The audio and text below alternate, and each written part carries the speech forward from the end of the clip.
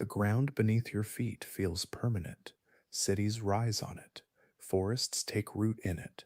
Maps draw borders across it. But it is moving, slowly, constantly, invisibly. The surface of Earth is broken into vast plates that drift a few centimeters each year. Too slow to notice, too steady to stop. North America moves west. Africa inches toward Europe. Australia advances toward Asia. Satellites measure these motions down to millimeters. The continents are not fixed. They are traveling. 300 million years ago, nearly all land was joined together as a single supercontinent, Pangaea. Before that, other supercontinents formed and broke apart. The surface of Earth has rearranged itself many times. Oceans have opened, oceans have closed, mountain ranges have risen and vanished. Right now, the Atlantic Ocean is widening. In other regions, ocean floor is sinking back into the mantle. In eastern Africa, the crust is stretching, hinting that a new ocean may someday form. What we see today is not final, it is temporary, which raises a deeper question. If oceans have opened before, can they close again? What forces are powerful enough to pull entire continents back together? How different would the world look if every continent touched once more? And how certain is this future reunion? Tonight, we will drift toward the inevitable reunion of Earth's wandering continents. If you enjoy these calm journeys into deep time, I'd love it if you gave this one a like and maybe tapped subscribe. It helps more curious minds like you discover this peaceful little corner of the internet. And if you'd be so kind, let me know in the comments, where are you winding down from tonight, and what time is it there? It's always such a joy to see how far across the world these sleepy science videos travel. Now take a slow breath, let your shoulders relax, and let's begin with the motion beneath our feet. Long before the familiar outlines of today's continents took shape, the planet carried its lands gathered into a single vast body. Around 335 million years ago, drifting fragments of crust finished a slow convergence that stitched them together into one immense supercontinent known as Pangaea. For more than 150 million years, this unified landmass endured until tension deep within the planet began to prise it apart around 175 million years ago, setting the pieces on paths that would eventually resemble the world we recognize. The existence of Pangaea is not imagined from absence, but assembled from fragments of evidence preserved in stone. Along the eastern coast of South America and the western edge of Africa, identical fossils of the ancient plant Glossopteris appear in matching layers of rock. The seeds of this long-vanished flora could not have crossed wide oceans. Their presence on separate shores suggests that those shores were once joined.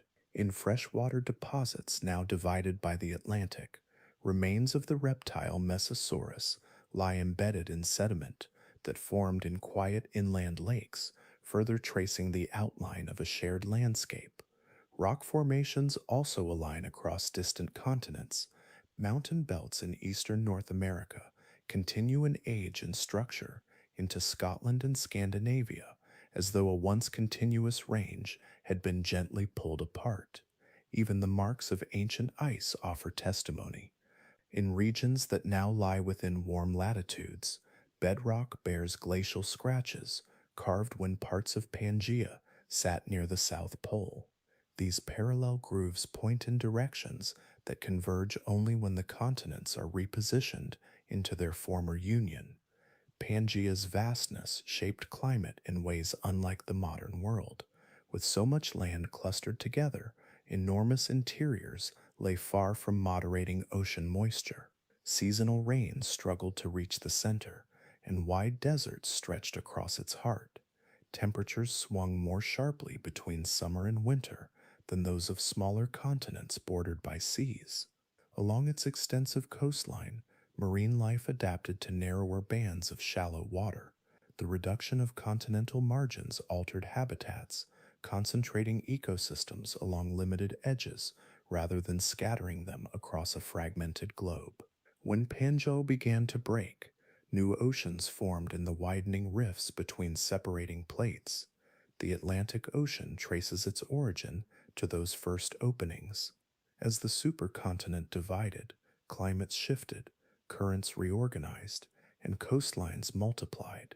Shallow seas returned to newly created margins, inviting marine diversity to expand once more. The drifting fragments carried with them shared fossils and matching rocks, quiet reminders of their former unity. What appears today as distant and unrelated continents once stood shoulder to shoulder, part of a single continuous expanse of land that endured for millions of years before yielding to the patient motion beneath it.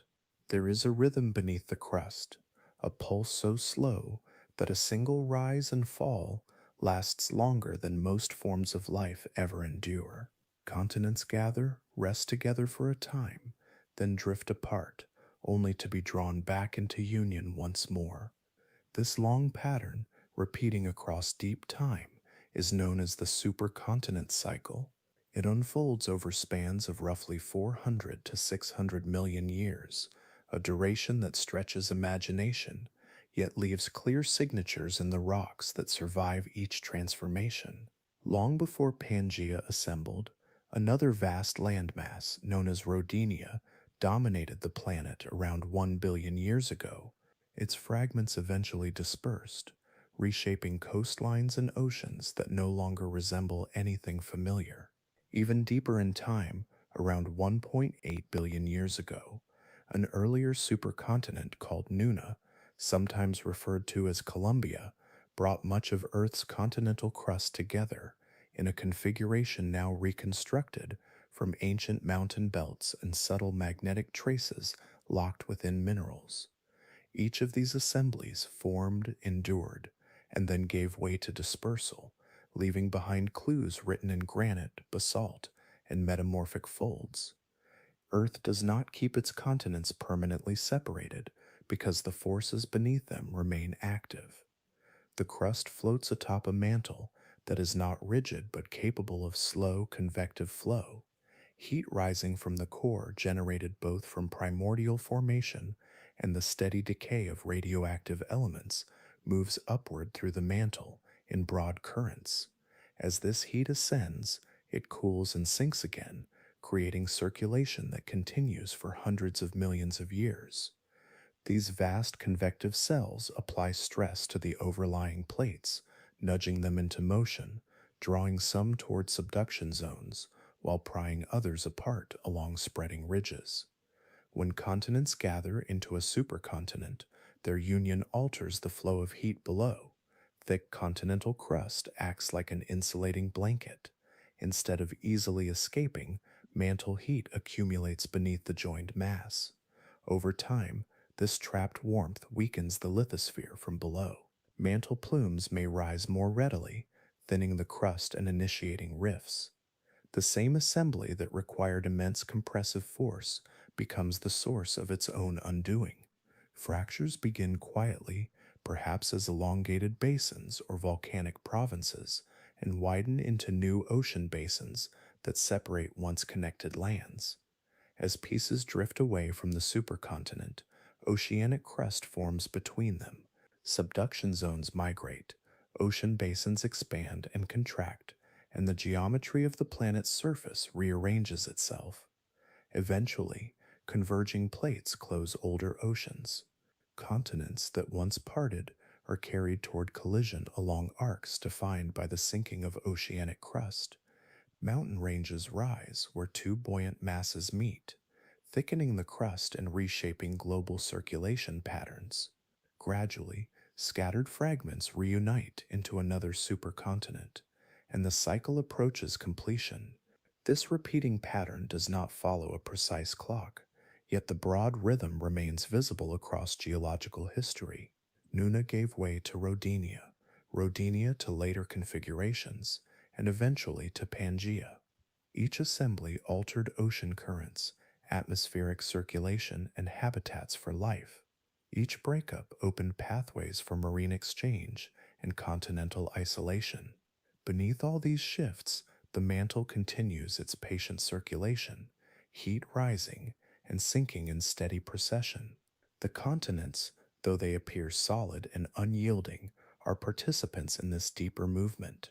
Their collisions and separations reflect the slow breathing of the planet's interior.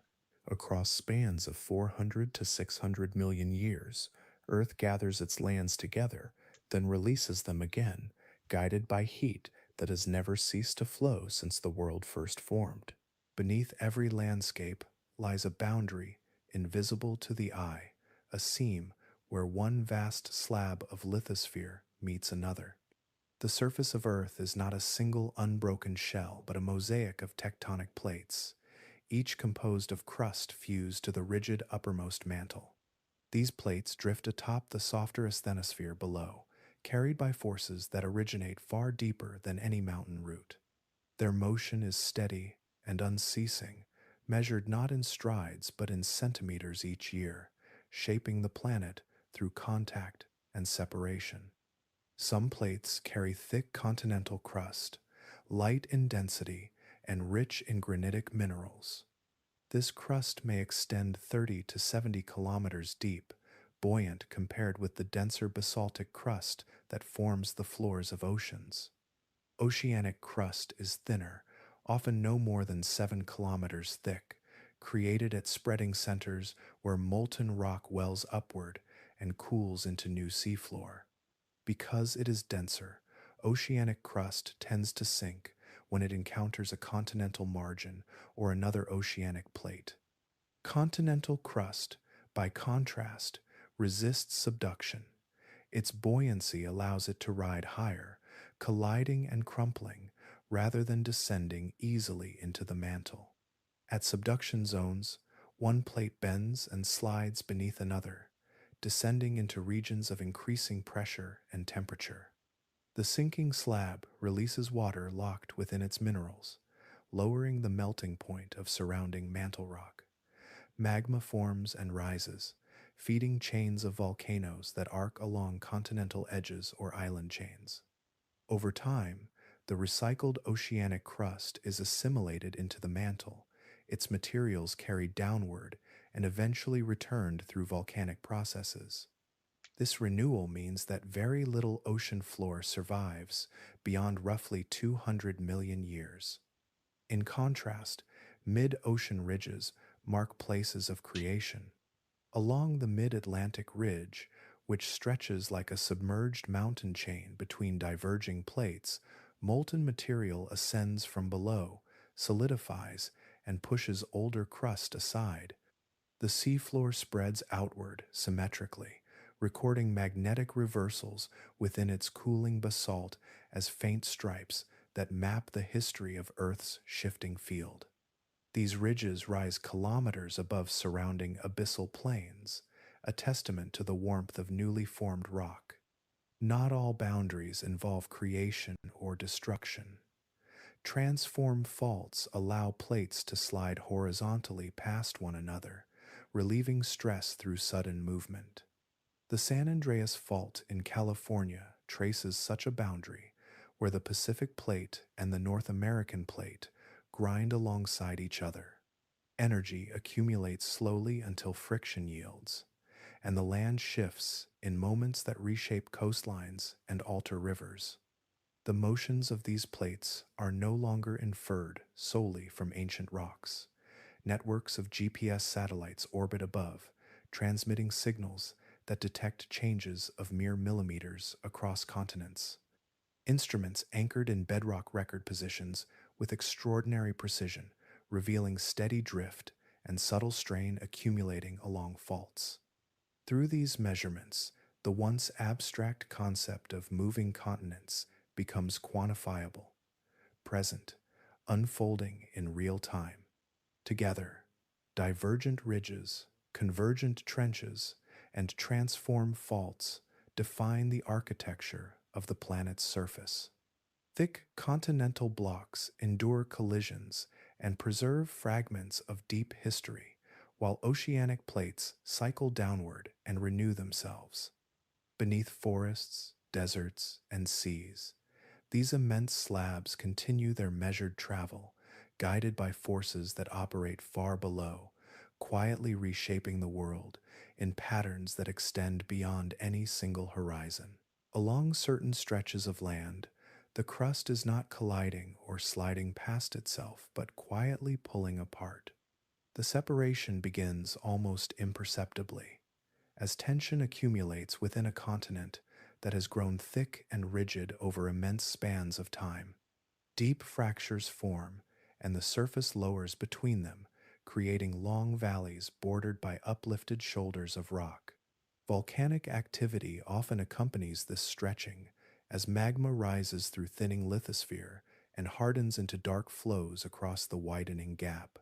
What begins as a continental rift can, given enough time, become the birthplace of a new ocean. In eastern Africa, this process is unfolding in slow motion. The East African Rift cuts from Ethiopia down through Kenya and Tanzania, a chain of lakes and volcanic highlands tracing where the African continent is gradually dividing. The crust there is being pulled in opposite directions. Earthquakes mark the release of strain, and basaltic eruptions signal mantle material rising closer to the surface. If extension continues for millions of years, seawater may one day flood this elongated depression, transforming rift valleys into a narrow sea and eventually into a young ocean basin with its own spreading center. Such a transformation happened when Pangaea began to fragment. As forces within the mantle weakened the supercontinent from below, cracks propagated across its surface. Rifting initiated along zones of structural weakness, and magma filled the gaps, solidifying into fresh oceanic crust. Over time, this spreading widened into the Atlantic Ocean. What had once been a seam between adjoining lands became a growing expanse of water. Sediments accumulated along new continental margins, and marine life colonized the expanding shoreline. The Atlantic continues to broaden today, sustained by creation of ocean floor along its central ridge. Not all oceans grow. While the Atlantic spreads, the Pacific basin is slowly diminishing. Around its margins lie numerous subduction zones, where dense oceanic plates bend downward into the mantle beneath adjacent plates. This process consumes older ocean floor more rapidly than new crust can replace it. Island arcs and deep trenches encircle much of the Pacific, tracing regions where descent is ongoing. The contrast between a widening ocean and a shrinking one reveals that ocean basins pass through stages, from birth to maturity and eventual closure. Geologists describe this sequence as the Wilson cycle, a pattern in which continents rift apart, oceans expand between them, and later those same oceans are gradually destroyed as plates converge. The cycle reflects the interplay between creation at mid-ocean ridges and destruction at subduction zones. An ocean basin may endure for hundreds of millions of years, yet its floor is continuously renewed. Because oceanic crust is relatively thin and dense, it cools, thickens, and ultimately sinks when it encounters resistance. Very little of it survives beyond roughly 200 million years, making the deep ocean floor geologically young compared with continental interiors that preserve rocks billions of years old. Across deep time, oceans have opened and closed repeatedly, reshaping circulation patterns and redistributing habitats along shifting coasts. Beneath the waters, new crust forms and old crust descends, linking surface change to the restless mantle below. The seas that seem vast and enduring are part of a longer cycle, one in which birth and disappearance are woven together in steady procession. Across the floor of the Atlantic, a submerged mountain chain runs north to south, hidden beneath kilometers of water. Along its crest, molten rock rises steadily, cools, and becomes new oceanic crust. On either side of this ridge, the seafloor moves outward, carrying continents gently apart. This spreading has continued for tens of millions of years, widening the basin grain by grain, centimeter by centimeter, as Europe and Africa shift away from the Americas. The Atlantic appears youthful compared with older ocean basins of the past, its margins still relatively warm and passive, lined with broad continental shelves. Yet even as it expands, some geodynamic models suggest that this growth may not persist indefinitely. Ocean basins do not widen forever. They are stages within longer tectonic patterns. For the Atlantic to endure, spreading must outpace destruction. At present, however, subduction, the process that consumes oceanic crust, barely touches its edges. Unlike the Pacific, which is encircled by active trenches, the Atlantic is bordered largely by passive margins, where continental crust tapers gradually into the sea. Closure does not announce itself with spectacle at first. It begins subtly, in places where stresses reorganize and old faults are reawakened. Along parts of the eastern Caribbean and near the Scotia Arc, south of South America, oceanic lithosphere descends beneath adjacent plates. Elsewhere, scientists observe zones of compression forming within what were once considered quiet margins. In the western Mediterranean, remnants of oceanic crust are already being swallowed, hints of how a broad ocean can fragment and contract. Some computational simulations of future plate motion envision a scenario in which subduction initiates along the Atlantic's margins. As the oceanic crust ages, it cools and becomes denser, increasing the likelihood that it might begin to sink if a suitable weakness forms. A nascent subduction zone could start as a narrow trench, barely discernible, gradually expanding as more crust is drawn downward. With time measured in tens of millions of years, what begins as a localized descent might evolve into a continuous boundary stretching along the basin's edge. Ocean closure is rarely sudden. It progresses through long intervals of relative quiet, punctuated by mountain building as continents converge. If subduction were to take firm hold along both sides of the Atlantic, the spreading ridge could slow and eventually cease. The creation of new crust would diminish, while destruction at convergent margins would continue. Gradually, the basin would narrow. Islands would collide with continents, coastlines would deform, and sedimentary layers, now resting offshore, would be lifted and folded. The possibility of an Atlantic reversal remains a subject of active research rather than certainty. Different models project varying trajectories depending on how mantle convection reorganizes and how plate boundaries evolve.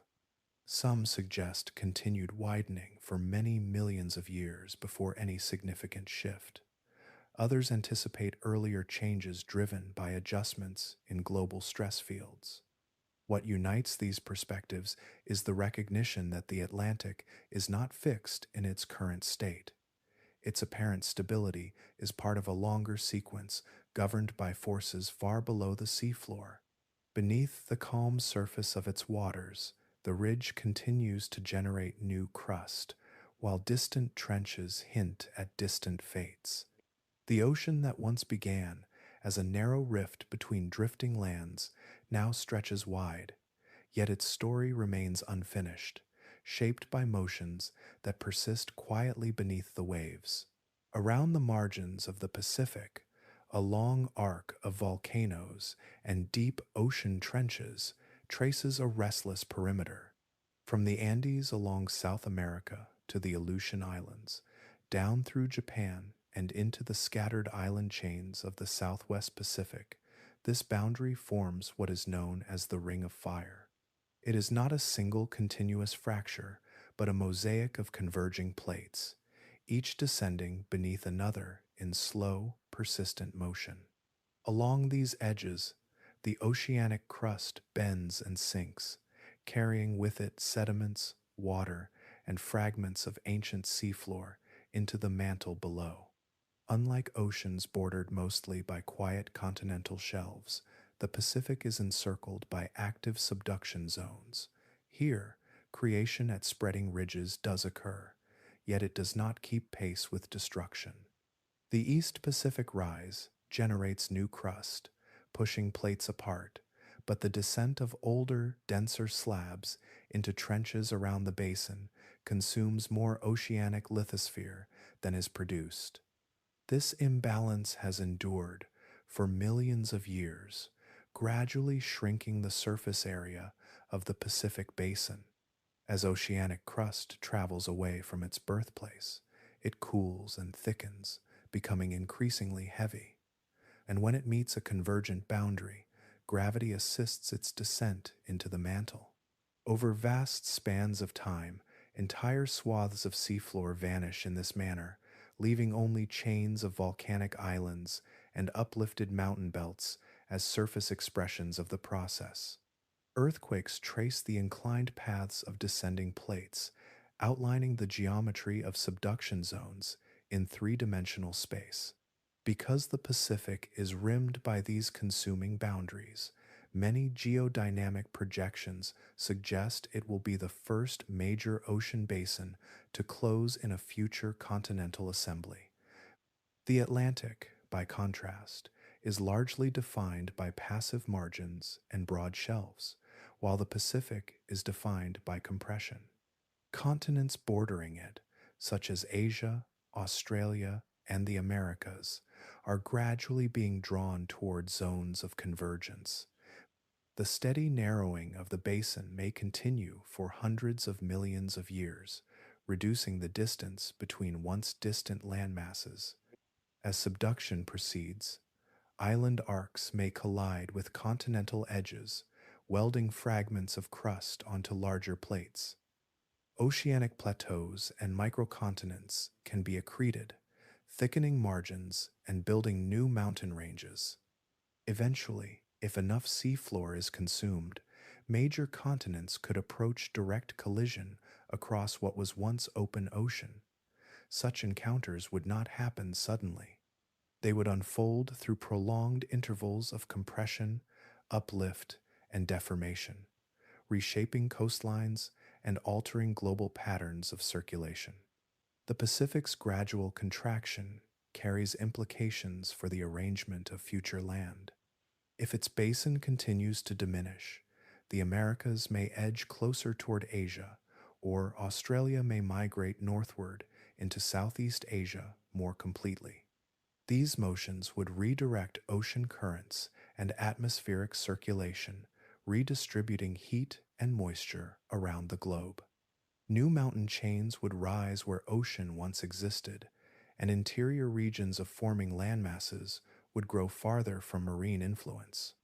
All of this unfolds at a pace that defies ordinary perception. Within a single human lifetime, the changes are immeasurable without precise instruments. Yet, the cumulative effect over geological time becomes unmistakable. Trenches deepen, volcanic arcs persist, and slabs descend beneath the ring of fire. Through steady consumption of its crust, the Pacific slowly contracts, participating in the broader rhythm that gathers and disperses continents across the face of the planet. Far ahead on the horizon of geological time, several possible arrangements of the continents have been sketched by those who model the planet's slow mechanics. These projections are not fantasies of sudden upheaval, but careful extensions of present motion, mantle flow patterns, and the balance between spreading ridges and subduction zones. From these calculations emerge three widely discussed visions of a future supercontinent, each shaped by different assumptions about which oceans will close and which will endure. One proposed configuration is often called Pangea Ultima. In this scenario, the Atlantic Ocean eventually ceases its widening and begins to contract. Subduction initiates along its margins, and over hundreds of millions of years, the Americas drift back toward Africa and Europe.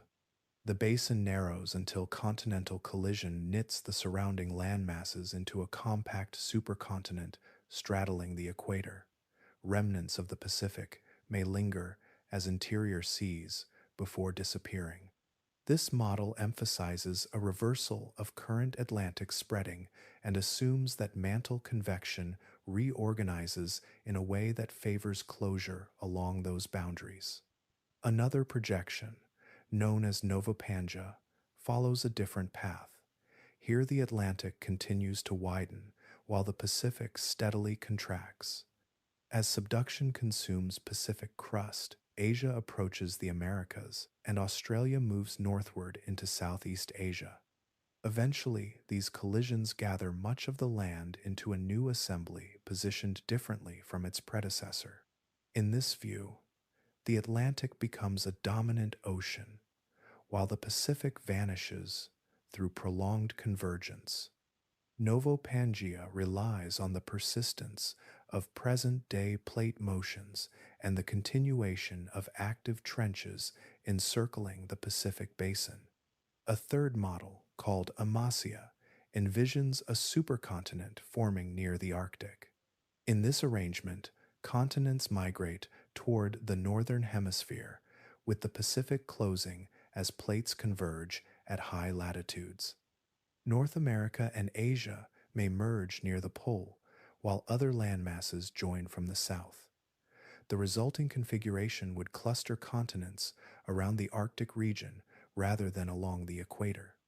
This hypothesis draws on observations that past supercontinents have sometimes formed through what is termed introversion or extroversion, depending on whether new oceans or older basins are consumed first.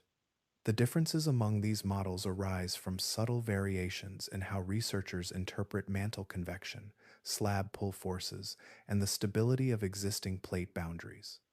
Computational simulations incorporate current velocities measured by satellites, reconstructions of ancient motions, and images of deep mantle structure inferred from seismic waves. Small changes in assumptions about where subduction may initiate can yield dramatically different continental outcomes over spans approaching 250 million years. Uncertainty remains because the planet's interior is complex and partly hidden. Subduction zones can migrate or cease, new rifts can open in unexpected regions, and mantle plumes may alter stress fields at the surface. Plate boundaries that appear stable today may reorganize over millions of years. While the broad expectation of another supercontinent is supported by the repeating cycle traced in earlier epochs, the precise geometry of that future union cannot be fixed with confidence. These models therefore represent informed possibilities rather than predetermined maps. They reflect the interplay between measurable present motion and the deeper currents that guide it.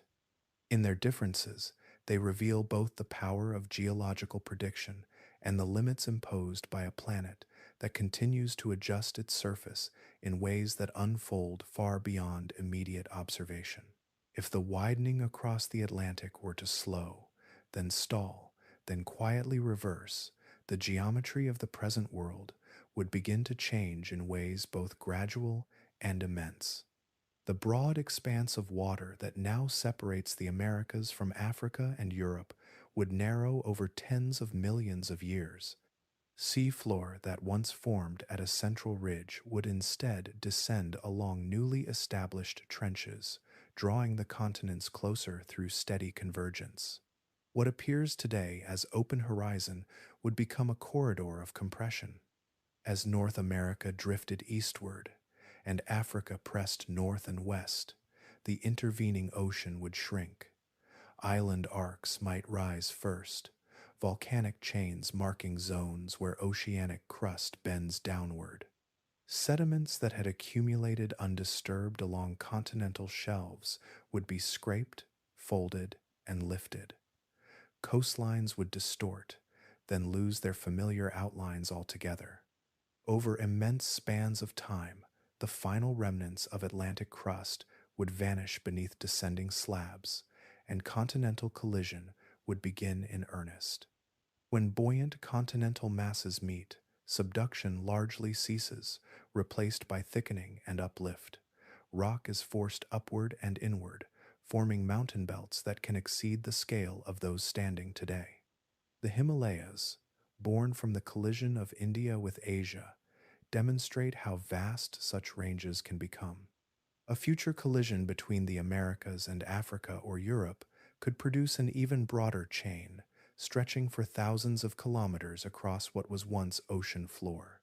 Peaks would rise slowly, their elevation sustained by the stacking of crustal layers and the buoyancy of thickened lithosphere. In southern Europe, the Mediterranean Sea occupies a complex region where fragments of older oceans are already being consumed. If the Atlantic were to close, the Mediterranean basin would likely disappear entirely, compressed between converging plates. Its waters would withdraw as land rose and marine gateways sealed. The sedimentary record, preserved beneath its floor, would be uplifted into mountains or trapped within interior basins. Regions that now host coastal climates might find themselves embedded deep within a growing landmass. As the continents pressed together, depressions could form far from newly built mountain fronts. These low areas might collect runoff and become inland seas, shallow bodies of water cut off from global circulation. Such basins have appeared in past continental assemblies, their extent waxing and waning with shifts in climate and tectonic balance. They would serve as temporary reminders of the vanished ocean that once occupied the space between now adjacent lands. The zone of convergence would not be tranquil. Massive earthquake belts would trace the boundaries where crust grinds and fractures under compression. Energy would accumulate over centuries, then release in sudden shifts along thrust faults and deep shear zones.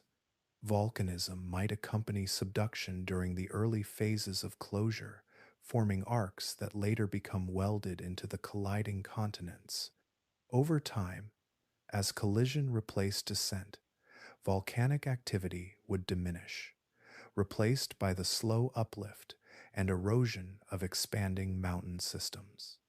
Such a transformation would not unfold within a single epoch, but across intervals approaching hundreds of millions of years. Forests would spread and retreat across rising slopes, rivers would carve through freshly uplifted rock, and climate patterns would reorganize around the emerging supercontinent. The Atlantic, once born from rupture, would complete a cycle by disappearing, its memory preserved only in fragments of rock now stranded high above sea level within ranges forged by reunion. On the opposite side of the world's great waters, a different convergence could redraw the future map. The Pacific Basin, long defined by descending slabs and volcanic arcs, may continue to narrow until its open expanse yields to contact between the continents it now separates. Over spans that stretch far beyond familiar history, the western coasts of the Americas and the eastern margins of Asia would edge closer, their intervening oceanic crust steadily consumed along trenches that already scar the seafloor. As subduction persists, island chains could be pressed against continental edges and fused into growing land masses. The Aleutian Arc, Japan, the Philippines, and other island systems might become stepping stones in a progressive closure, their volcanic foundations accreted to larger plates. Sediments carried by rivers into the Pacific would be drawn into convergent zones, scraped and uplifted as the distance across the basin diminishes. In time, the final remnants of oceanic crust between Asia and the Americas would descend, initiating direct continental collision across a high latitude frontier. When two great landmasses converge across what was once a broad ocean, deformation spreads far inland. Mountain belts would rise where subduction transitions into full collision, thickening crust through compression and uplift. The Pacific's disappearance would not merely stitch continents together, it would also reshape the surrounding oceans. The Arctic Basin, presently bordered by both North America and Eurasia, could transform from a marginal sea into a central feature of a new supercontinental arrangement. If northern lands join, the Arctic might be enclosed or partially restricted, altering its exchange with global circulation. Position within latitude plays a quiet yet powerful role in climate. Should Asia and the Americas merge nearer the equator or at higher latitudes, the distribution of sunlight across the resulting supercontinent would influence atmospheric circulation and precipitation patterns. If the combined landmass spans equatorial regions, vast interiors could experience seasonal monsoons, with moist air drawn inland and released as heavy rainfall along windward slopes. Conversely, regions deep within the continental core might remain distant from oceanic moisture, fostering arid zones that expand and contract with shifting wind belts. Ocean currents would reorganize as passages close and new barriers arise. Present-day connections that allow warm and cold waters to circulate between basins would be redirected. The balance of heat transported from equatorial regions toward the poles would adjust to the new geometry of coastlines and seaways. Redistribution of heat across the planet would influence ice formation, storm tracks, and long-term climate trends, though these changes would unfold gradually across millions of years. Life along coastal margins would adapt to changing shorelines as shallow seas migrate or vanish. Marine ecosystems that once thrived along the Pacific's broad rim would contract or shift toward remaining open waters.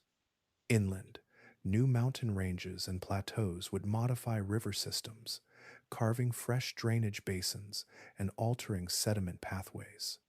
The merging of continents would thus ripple outward through geological and biological systems alike. Throughout this prolonged transition, the motion remains patient. Earthquakes and volcanic arcs would mark early phases of convergence, later giving way to towering orogenic belts and expansive highlands. The Pacific, once the planet's largest ocean, would yield its space to land, leaving behind fragments of basalt and marine sediment embedded high within future mountain chains. In the silence of geological time, Asia and the Americas would meet, and the pattern of currents, climates, and continents would settle into a new configuration shaped by the slow disappearance of a once immense sea. At the top of the globe, where latitude narrows and sunlight arrives at a shallow angle, the outlines of continents already lean toward one another. North America and Eurasia are separated by a complex mosaic of oceanic crust and marginal seas. Yet, beneath these waters, plates continue their measured travel. In some long-range reconstructions, these motions do not merely close distant oceans, but gradually draw the major land masses northward, assembling them around the Arctic region in a configuration known as Amasia. In this vision of the far future, convergence across the Pacific and adjacent basins pulls continents toward higher latitudes. Rather than forming a supercontinent straddling the equator, the joining occurs closer to the pole. North America may weld to eastern Siberia, while Greenland and fragments of Eurasia become integrated into a continuous mass. Additional continents, carried by persistent plate motion, could follow and attach along the growing margins. The result would be a dominant landmass encircling the Arctic, with much of the southern hemisphere left more oceanic by comparison. The mechanics behind this scenario arise from the existing pattern of subduction and plate drift. Active trenches in the North Pacific and along parts of the Arctic margin create zones where oceanic crust descends, gradually narrowing the distances between adjacent continents. As slabs sink, they exert slab pull, a force that can guide the direction of plate motion over immense intervals. If this configuration endures, the net movement could favor polar convergence rather than equatorial assembly.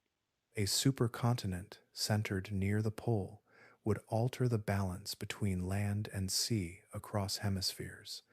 The northern hemisphere could become increasingly continental, while the southern hemisphere might host expansive oceans. Such asymmetry would influence atmospheric circulation. Polar positioning of a vast landmass affects how heat is absorbed and redistributed. Continents reflect and retain solar energy differently from oceans, and their seasonal response varies with latitude. With extensive land near the pole, temperature contrasts between summer and winter could intensify across interior regions. Ice distribution would respond accordingly.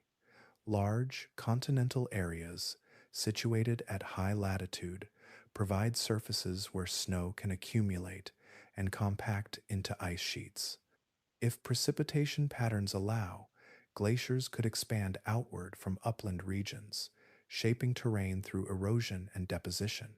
At the same time, interior zones far from maritime moisture might remain comparatively dry and cold, limiting widespread glaciation despite polar position. The exact pattern would depend on ocean currents that still connect lower latitudes with polar seas and on the geometry of remaining ocean gateways. Meanwhile, the southern hemisphere, dominated by open water, might sustain stronger circumpolar currents that moderate climate around its edges.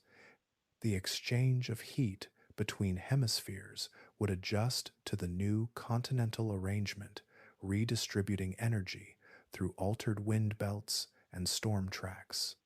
Monsoon systems could weaken or migrate if equatorial land area diminishes, replaced by broader oceanic expanses.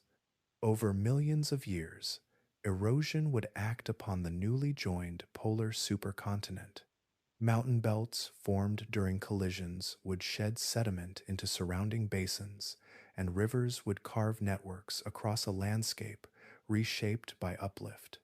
The Arctic Ocean, once a marginal basin, could become enclosed or fragmented, transforming into inland seas bordered by towering ranges. In this arrangement, the planet's symmetry shifts. Amasia represents not merely a merger of continents, but a rebalancing of hemispheres, with land concentrated near the pole and oceans expanded elsewhere. The slow guidance of descending slabs and drifting plates would bring continents together beneath high latitude skies, establishing a supercontinent whose center lies close to the axis around which Earth turns. When land gathers into a single immense mass, the relationship between ocean and continent changes in quiet but profound ways. Coastlines shrink in proportion to total area, and the buffering presence of the sea retreats toward the margins. Water warms and cools more slowly than rock, moderating temperatures along shores, softening winters and tempering summers. Remove that influence from the interior, and climate begins to sharpen. Air crossing thousands of kilometers of land loses moisture, seasonal contrasts deepen, patterns of wind and rainfall reorganize around scale rather than proximity. At the heart of a supercontinent, distance from the ocean becomes a defining condition. Moisture carried inland by prevailing winds precipitates along coastal mountains and is progressively diminished as it travels farther from its source. By the time air masses reach the continental core, they often arrive dry, descending and warming as they shed their remaining clouds. Vast deserts can expand across these interiors, not because the planet as a whole lacks water, but because water is unevenly distributed. The center of Pangaea is thought to have hosted extensive arid regions, where dunes migrated across lowlands and evaporation exceeded rainfall for prolonged intervals. Yet edges of such a landmass may experience the opposite effect.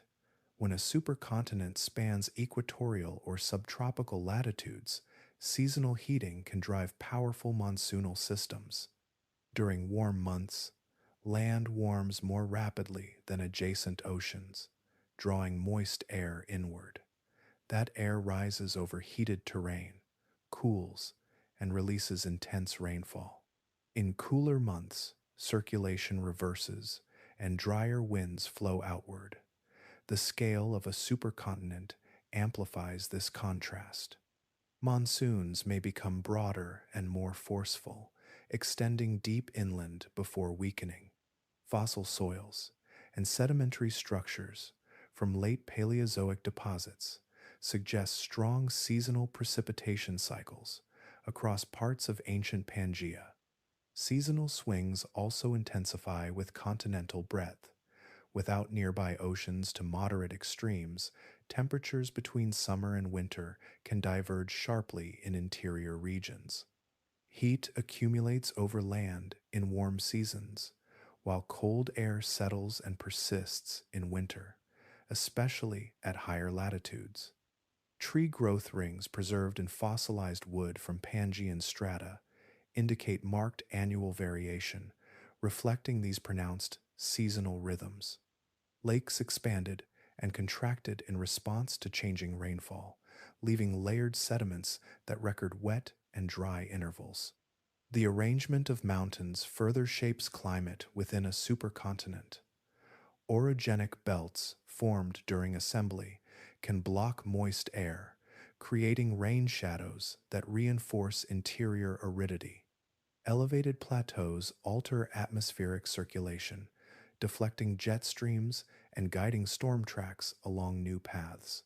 In the case of Pangaea, mountain ranges along what is now eastern North America and western Europe influenced regional precipitation patterns, while interior basins accumulated evaporite deposits formed under high evaporation rates. Marine ecosystems also feel the reduction of coastline. Shallow continental shelves provide habitat for diverse communities. When continental margins merge and the length of coastline declines relative to land area, such habitats contract. Geological records from the late Paleozoic show fluctuations in marine biodiversity associated with changing sea levels and the configuration of continental shelves during and after Pangaea's existence. These past signals offer guidance for understanding a future supercontinent's climate. Reduced coastal moderation would likely produce expansive dry interiors, intensified seasonal contrasts, and strong monsoonal circulations along certain margins. Ice distribution, ocean currents, and atmospheric chemistry would modulate details, yet the broad tendency remains consistent. When continents combine, climate redistributes in response, sculpting deserts, rains, and seasonal rhythms across a landmass of planetary scale. Water moves across the planet in slow rivers that are rarely seen from above. Beneath the surface, currents carry warmth and cold, salt and nutrients, linking distant basins into a single global circulation. This system, often called thermohaline circulation, is driven by differences in temperature and salinity. Where seawater cools and becomes denser, particularly in high latitudes, it sinks and begins a gradual journey along the ocean floor. Elsewhere, warmer water rises and flows across the surface, completing a looping exchange that can take many centuries to cycle fully through. In the modern arrangement of continents, this circulation redistributes heat from equatorial regions toward the poles. warm surface currents, moderate coastal climates, allowing certain regions at higher latitudes to remain milder than their position alone would suggest. Cold deep currents return toward lower latitudes, influencing patterns of upwelling and marine productivity. The geometry of ocean basins, the placement of narrow straits, and the depth of seaways guide these flows, shaping the climate experienced on land. If continents gather into a supercontinent, the pathways that currents follow would be altered. Narrow ocean gateways might close as land masses collide, severing connections that presently allow water to circulate between basins. Deep passages could be blocked by uplift or sediment accumulation, redirecting bottom currents. The balance between evaporation and precipitation across expansive land areas would modify salinity patterns, influencing where dense water forms and sinks. In such a configuration, the familiar conveyor of global circulation might weaken or reorganize entirely. A reduction or redirection of thermohaline circulation would ripple outward through climate systems. Regions that currently receive transported warmth could cool, while others might warm if circulation becomes confined or intensified within a smaller basin. The distribution of sea ice at high latitudes depends partly on these currents. Changes in their strength could alter the formation and persistence of ice cover, further affecting planetary albedo and heat balance. Winds respond to temperature gradients across oceans, so altered currents would reshape atmospheric patterns as well. Geological evidence from past continental arrangements suggests that circulation has shifted dramatically before. During intervals when ocean basins were reconfigured or restricted, sediment records show changes in oxygen levels and nutrient distribution. Black shales, deposited under low oxygen conditions, indicate that some deep waters became stagnant, cut off from regular renewal. Such stagnation can occur when density contrasts weaken or when connections between basins are limited, reducing the overturning that refreshes the deep ocean. Marine ecosystems are sensitive to these shifts. Upwelling zones, where nutrient-rich waters rise to the surface, support abundant life. If circulation patterns change, these zones may migrate or diminish, redistributing productivity across different coasts. Coral reefs, plankton communities, and migratory species depend on currents for temperature regulation and nutrient supply. As seaways close and coastlines merge, shallow habitats may contract, while new ones form along fresh margins created by tectonic uplift. The reorganization of ocean currents would therefore accompany the assembly of a supercontinent, not as a sudden event, but as an evolving pattern shaped by altered geography. Heat transport, ice formation, and biological productivity would adjust to the new configuration. Beneath the surface, the deep currents would continue their slow movement, yet along pathways reshaped by continental reunion, carrying with them the subtle influence of land gathered once more into a single vast form. Where continents press together, stone does not remain silent. As plates converge and crust thickens, volcanic chains rise along margins and within newly uplifted terrain. Magma generated in zones of compression and residual subduction ascends through fractures, releasing gases that have been stored deep within the mantle. Among these gases is carbon dioxide, a molecule woven quietly into the long regulation of climate.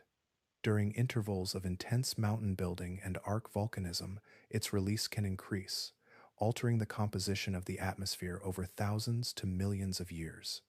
In the early stages of continental collision, subducting slabs may still carry sediments rich in carbonates and organic material downward. As pressure and temperature rise, these materials can liberate carbon dioxide that migrates upward through volcanic systems. Even after full collision replaces active subduction, magmatic activity may continue within thickened crust, contributing further emissions. The cumulative effect is not sudden in human terms, yet across geological spans, it can elevate atmospheric concentrations and encourage warming. However, the assembly of towering mountain belts initiates an opposing process. Fresh rock, exposed by uplift, begins to interact with wind and water. Chemical weathering gradually breaks down silicate minerals, a reaction that consumes carbon dioxide from the atmosphere and incorporates carbon into dissolved ions transported by rivers. When these ions reach the ocean, they can precipitate as carbonate minerals, eventually becoming limestone or other sedimentary deposits. Through this pathway, carbon is drawn from the atmosphere and stored within solid rock. The balance between volcanic release and chemical weathering forms a long-term stabilizing mechanism within the carbon cycle. A supercontinent marked by extensive mountain ranges may initially experience elevated carbon dioxide levels due to active volcanism. Over time, as rainfall and river systems carve through the uplifted terrain, weathering rates increase. Greater surface area of exposed rock enhances the drawdown of carbon dioxide, gradually reducing atmospheric concentrations. This feedback unfolds slowly but persistently, guiding climate toward new equilibrium. Evidence from ancient continental assemblies supports this interplay. Geological records from periods of major orogeny reveal both spikes in volcanic deposits and extensive sequences of carbonate sediments. These patterns suggest that carbon moved dynamically between atmosphere, ocean, and lithosphere during times when continents converged. In some intervals, increased weathering has been associated with long-term cooling, potentially contributing to glacial episodes. In others, volcanic input may have outweighed sequestration, promoting warmer climates. The distribution of rainfall across a supercontinent influences this balance further. Regions receiving heavy precipitation enhance chemical weathering, accelerating carbon drawdown. Arid interiors, by contrast, contribute less to this process. If monsoonal systems intensify along certain margins, those areas may become effective sites of carbon removal, while dry continental cores remain less reactive. Thus, the geography of climate and the geography of tectonics intertwine, shaping the pace at which carbon cycles through reservoirs. Over millions of years, large quantities of carbon become locked within sedimentary basins, buried beneath layers of rock, or subducted once more into the mantle. Some of this stored carbon will eventually return through volcanic pathways in future cycles of assembly and breakup. The planet's deep interior, its mountain ranges, and its oceans collaborate in a slow exchange that neither halts nor rushes. During the formation of a supercontinent, disruption of the carbon cycle would not represent disorder but adjustment.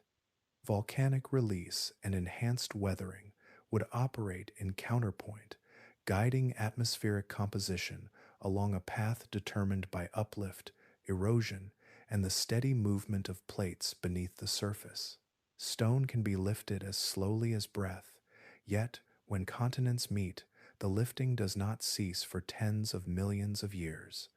The process is known as orogeny, a term that describes the birth and growth of mountains through compression, thickening, and deformation of the crust. When two buoyant continental plates converge, neither easily sinks beneath the other. Instead, their edges crumple and stack, forcing rock upward and downward at the same time. Layers that once lay flat are folded into sweeping arcs. Slabs are thrust over one another along deep faults. The crust doubles in thickness beneath the rising range. A modern expression of this process can be seen where the Indian plate continues its northward motion into Eurasia. The Himalayas stand as the visible crest of that collision, their summits composed of marine sediments that once rested at the bottom of an ancient sea. Beneath them, the crust is thickened to extraordinary depths, buoyed upward by its own mass. Even today, the range continues to rise in places measured in millimeters each year, while earthquakes mark the ongoing adjustment between converging plates. If an entire ocean basin were to close and continents collided along a far longer boundary, the resulting mountain system could surpass this scale. Instead of a single arc extending across part of Asia, a future supercontinent might host ranges that span thousands of kilometers without interruption. These supermountains would emerge slowly as plates compress across vast frontiers.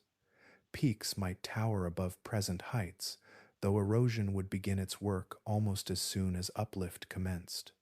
Orogeny is not only about elevation, but about transformation deep within the crust. As rock is buried under immense pressure and temperature, it metamorphoses. Sedimentary layers can recrystallize into schist and gneiss. Fragments of oceanic crust can become locked high within continental interiors. Magma, generated by partial melting, may intrude as granite plutons, cooling slowly beneath rising peaks. Over time, the internal architecture of a mountain belt becomes a complex record of collision, uplift, and thermal change. Yet mountains are never static monuments. Wind, rain, ice, and gravity act continuously upon their slopes. As super ranges rise, erosion accelerates, carving valleys and transporting sediment outward. Rivers carry ground rock toward lower basins, where it accumulates in thick layers. These sediments may later harden into new stone, preserving within them the memory of vanished peaks. In some regions, the sheer weight of eroding material can even influence tectonic balance, allowing deeper crust to rebound upward as surface mass is removed. On a planetary scale, the redistribution of sediment reshapes coastlines and ocean floors. Vast deltas could form where rivers, emerging from supermountains, meet adjacent seas. Interior basins within a supercontinent might fill with layers of sand and mud washed from high terrain. Over tens of millions of years, these deposits could equal or exceed the volume of the original uplifted rock, illustrating the dynamic exchange between elevation and erosion. The birth of mountains during continental assembly is therefore both constructive and destructive. Compression builds height and thickens crust, while erosion sculpts and redistributes the material almost immediately. Across deep time, super Himalayan systems could rise, stretch across the new continent, and gradually wear down. What remains in stone would be a layered archive of immense forces acting slowly, lifting sections of Earth's surface toward the sky before returning them, grain by grain, to lower ground. Pressure builds in silence, long before stone begins to fracture. Along converging margins where oceanic plates descend, the assembly of continents is accompanied by immense mechanical strain. The descending slab carries water bound within minerals deep into the mantle, lowering melting temperatures and generating magma that rises toward the surface. Chains of volcanoes emerge above these zones, forming arcs that trace the line where one plate slips beneath another. During the early phases of supercontinent assembly, such subduction-driven volcanism can stretch for thousands of kilometers along narrowing ocean basins. Magma ascends through fractures opened by compression, feeding stratovolcanoes that layer ash, lava, and gases into the atmosphere. The release of sulfur dioxide and carbon dioxide during prolonged volcanic intervals can influence climate, particularly if eruptions become sustained across wide regions. These volcanic belts mark a stage when oceanic crust is still being consumed before full continental collision halts the descent of buoyant lithosphere. The landscape during this period would be defined by active arcs and deep trenches, shaping coastlines as convergence advances. Along the same margins, the contact between plates generates some of the most powerful earthquakes Earth can produce. Megathrust faults form where one plate is forced beneath another, their surfaces extending for hundreds of kilometers. Stress accumulates gradually as the descending slab resists smooth motion, then releases suddenly in events that displace vast segments of crust. Over geological time, repeated megathrust earthquakes adjust the alignment of plates and contribute to the progressive closure of ocean basins. These episodes are not constant but episodic, separated by intervals of strain accumulation and subtle deformation. As continents approach direct contact, instability shifts from subduction-dominated arcs to broad zones of compression. When two continental plates meet, neither easily yields downward. Instead, crust thickens and faults propagate far inland. Earthquakes migrate into the interior of the forming supercontinent, tracing faults that accommodate shortening and uplift. The process can extend across entire regions, reshaping drainage patterns and elevating plateaus. While volcanism often diminishes after subduction ceases, residual magmatic activity may persist within thickened crust, particularly where partial melting occurs at depth. The geological record preserves evidence that such assembly phases have coincided with environmental stress in the past. During the late Paleozoic and early Mesozoic, intervals surrounding supercontinent formation were marked by heightened tectonic activity and volcanic events. Although mass extinctions are rarely attributable to a single cause, the interplay between large-scale volcanism, shifting climates, and changing ocean circulation has been associated with profound biological transitions. Flood basalts erupted during some breakup phases have been linked to significant extinction events, yet assembly periods also carried ecological consequences through habitat redistribution and climatic adjustment. It is important to recognize that these processes operate across immense durations. Earthquakes release stored energy in moments, yet the convergence that creates them unfolds over millions of years. Volcanic arcs may persist for tens of millions of years before waning. During supercontinent assembly, tectonic unrest would be widespread along converging boundaries, though punctuated rather than continuous. Ecosystems would respond gradually to altered landscapes and atmospheric changes, adapting or shifting as environments transformed. In the quiet arithmetic of tectonics, strain accumulates, releases, and accumulates again. Subduction feeds volcanoes and megathrusts, collision thickens crust, and instability migrates inland.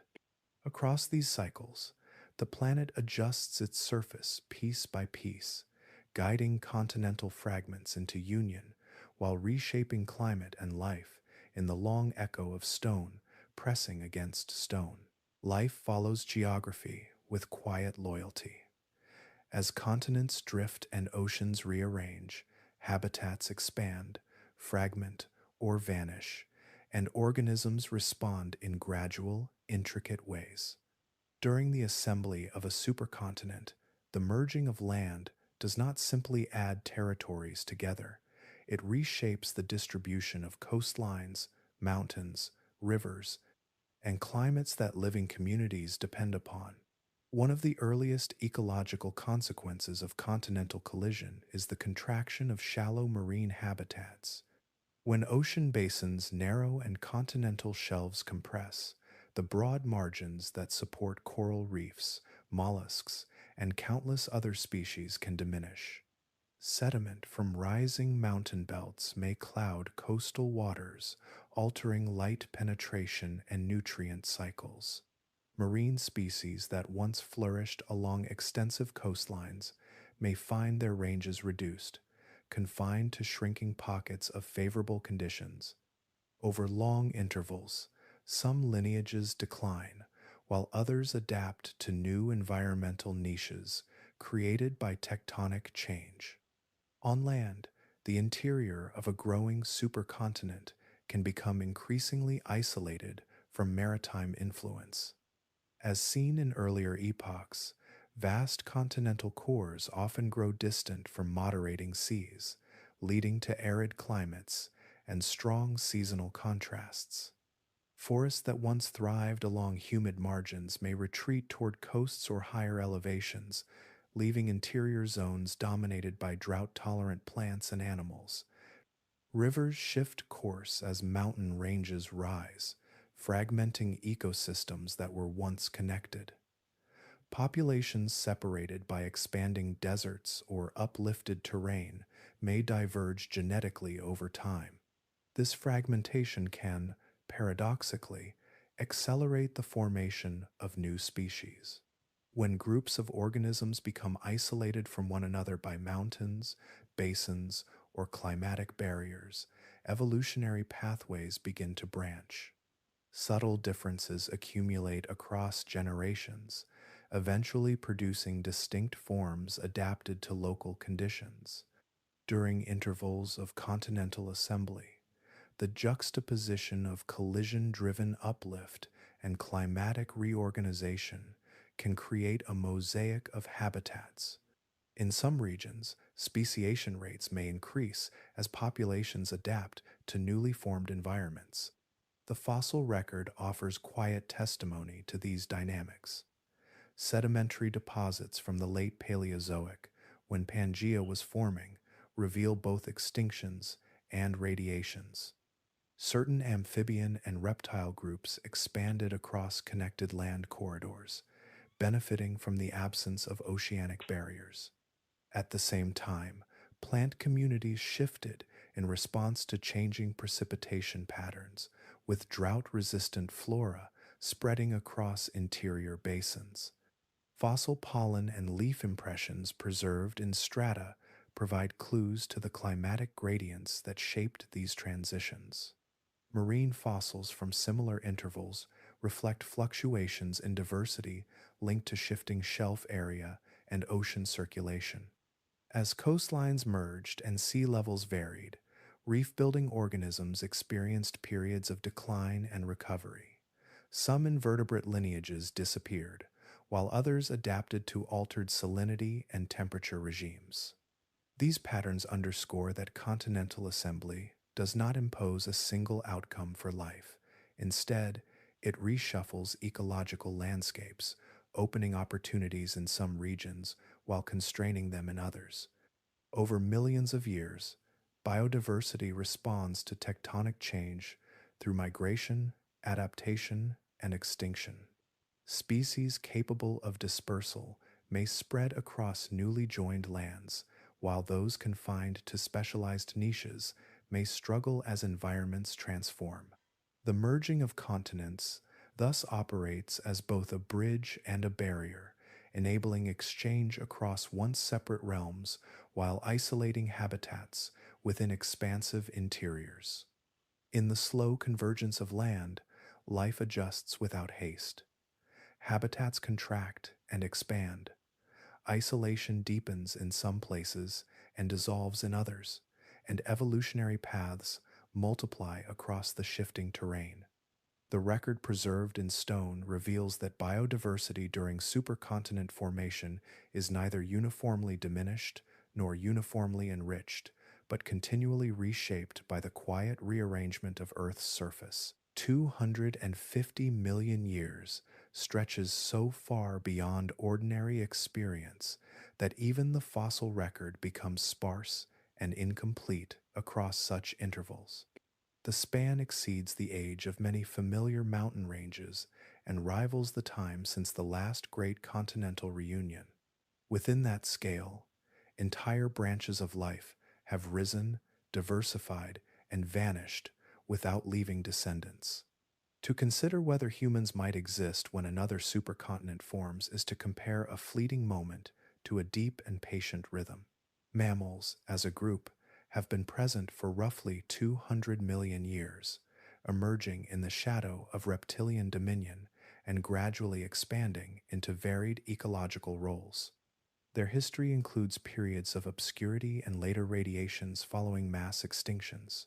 Yet even this duration, which seems vast in human terms, is shorter than the cycle that gathers and disperses continents. Within the mammalian lineage, Homo sapiens occupies an even briefer chapter, about 300,000 years in length. The entirety of recorded civilization spans only a few thousand years, a narrow line against geological time. Species survival over hundreds of millions of years is uncommon. The fossil record reveals that most species endure for a few million years before evolving into new forms or disappearing entirely. Environmental shifts, continental rearrangements, climate oscillations, and biological competition continually reshape the conditions under which organisms persist. Large tectonic reorganizations influence habitats, alter atmospheric composition, and redistribute oceans, introducing pressures that can encourage adaptation or precipitate extinction. For humans to remain recognizable across 250 million years would require a continuity rarely observed in Earth's history. Evolution operates through variation and selection. Over such expanses, significant change is expected. If descendants of present-day humans persist, they would likely differ anatomically and physiologically from those living now. Adaptation to new climates, gravity distributions from shifting continents, or altered day length over deep time could produce forms that reflect circumstances far removed from today's conditions. Technological capability adds another dimension, yet it is rooted in biological limits. Human societies rely on stable climates, predictable resources, and cooperative structures that have developed under Holocene conditions. As continental assembly reshapes climate and geography, technological systems would need to adjust to shifting coastlines, expanding deserts, and evolving ecosystems. Infrastructure and knowledge could, in principle, buffer environmental change, but sustaining such continuity over tens of millions of generations would require resilience unprecedented in the record of any species. There is also the broader context of cosmic and planetary evolution. Over hundreds of millions of years, solar luminosity gradually increases, influencing long-term climate. Geological processes alter carbon cycles and atmospheric composition. These background trends interact with tectonic change, shaping the environments available for life. Mammalian survival through past supercontinent cycles suggests adaptability, yet no lineage is assured permanence. It is possible that humans, or their distant descendants, could navigate portions of this unfolding future through innovation and migration. It is equally plausible that evolutionary divergence or unforeseen environmental shifts would redefine what it means to belong to the genus Homo. Across 250 million years, continuity in the strict sense becomes less likely than transformation. Within the scale of continental reunion, humanity occupies a brief interval, whether through biological evolution, technological adaptation, or extinction. Our presence will be woven into a far longer narrative, shaped by forces that operate slowly yet persistently beneath the surface of the world. High above the slow rearrangement of continents, another change unfolds with equal patience.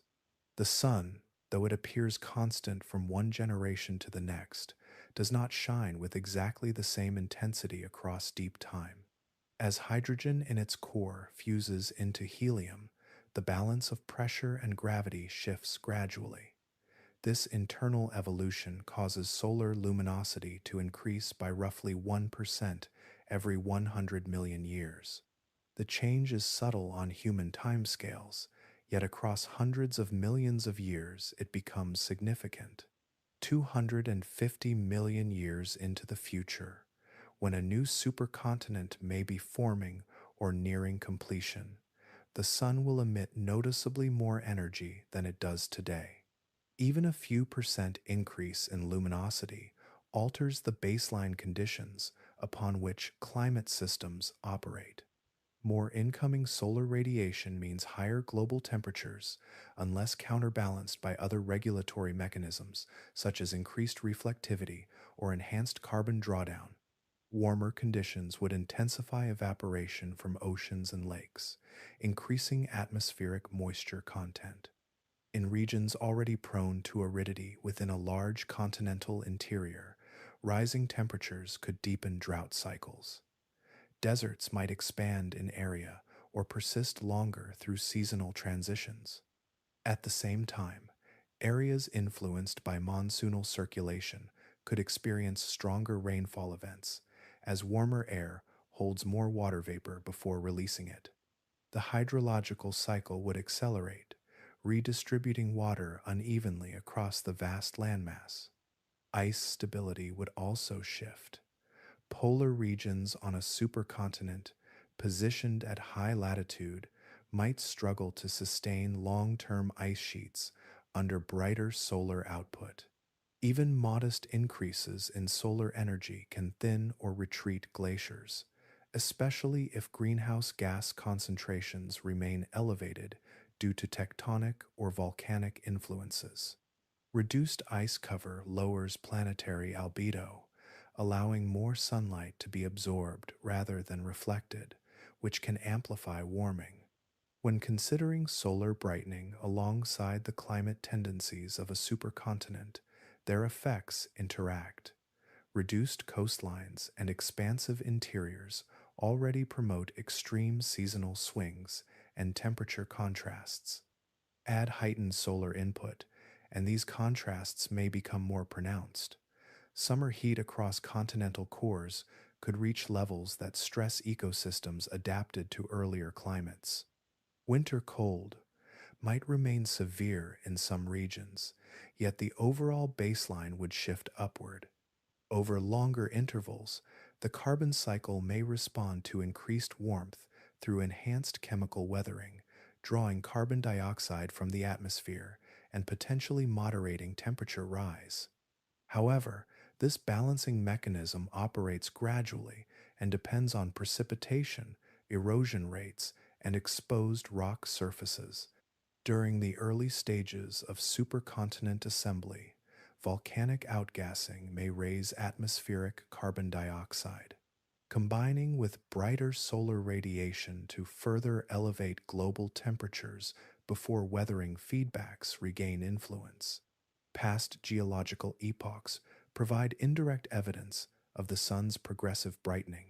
Early in Earth's history, when solar output was lower, greenhouse gas concentrations likely compensated to maintain liquid water. Today, the balance between solar luminosity and atmospheric composition sustains habitable conditions. In the deep future, that balance will again adjust, but under different continental arrangements and ocean pathways. The convergence of tectonic and stellar evolution means that a future supercontinent would exist beneath a slightly more luminous star. Climate extremes, shaped by land distribution, would unfold in an atmosphere warmed incrementally from above. Across hundreds of millions of years, the steady brightening of the sun becomes another quiet participant in Earth's changing surface, influencing temperature, water, and the boundaries within which life endures. Time does not flow at the same rate for the planet itself as it does for the life upon its surface. Even the length of a day is not fixed. Earth's rotation is gradually slowing, not through any sudden shift, but through the quiet pull between planet and moon. Tidal friction, generated as the oceans bulge toward and away from the moon's gravity, dissipates energy as heat within water and rock. That lost rotational energy is transferred outward, causing the moon to drift away while Earth's spin decreases by tiny increments. The change is measured in milliseconds over a century, imperceptible within a lifetime, yet undeniable across geological spans. Hundreds of millions of years ago, days were shorter than 24 hours. Fossil corals and growth bands preserved in ancient shells record daily and seasonal cycles from earlier epochs, revealing more days in a year when Earth rotated faster.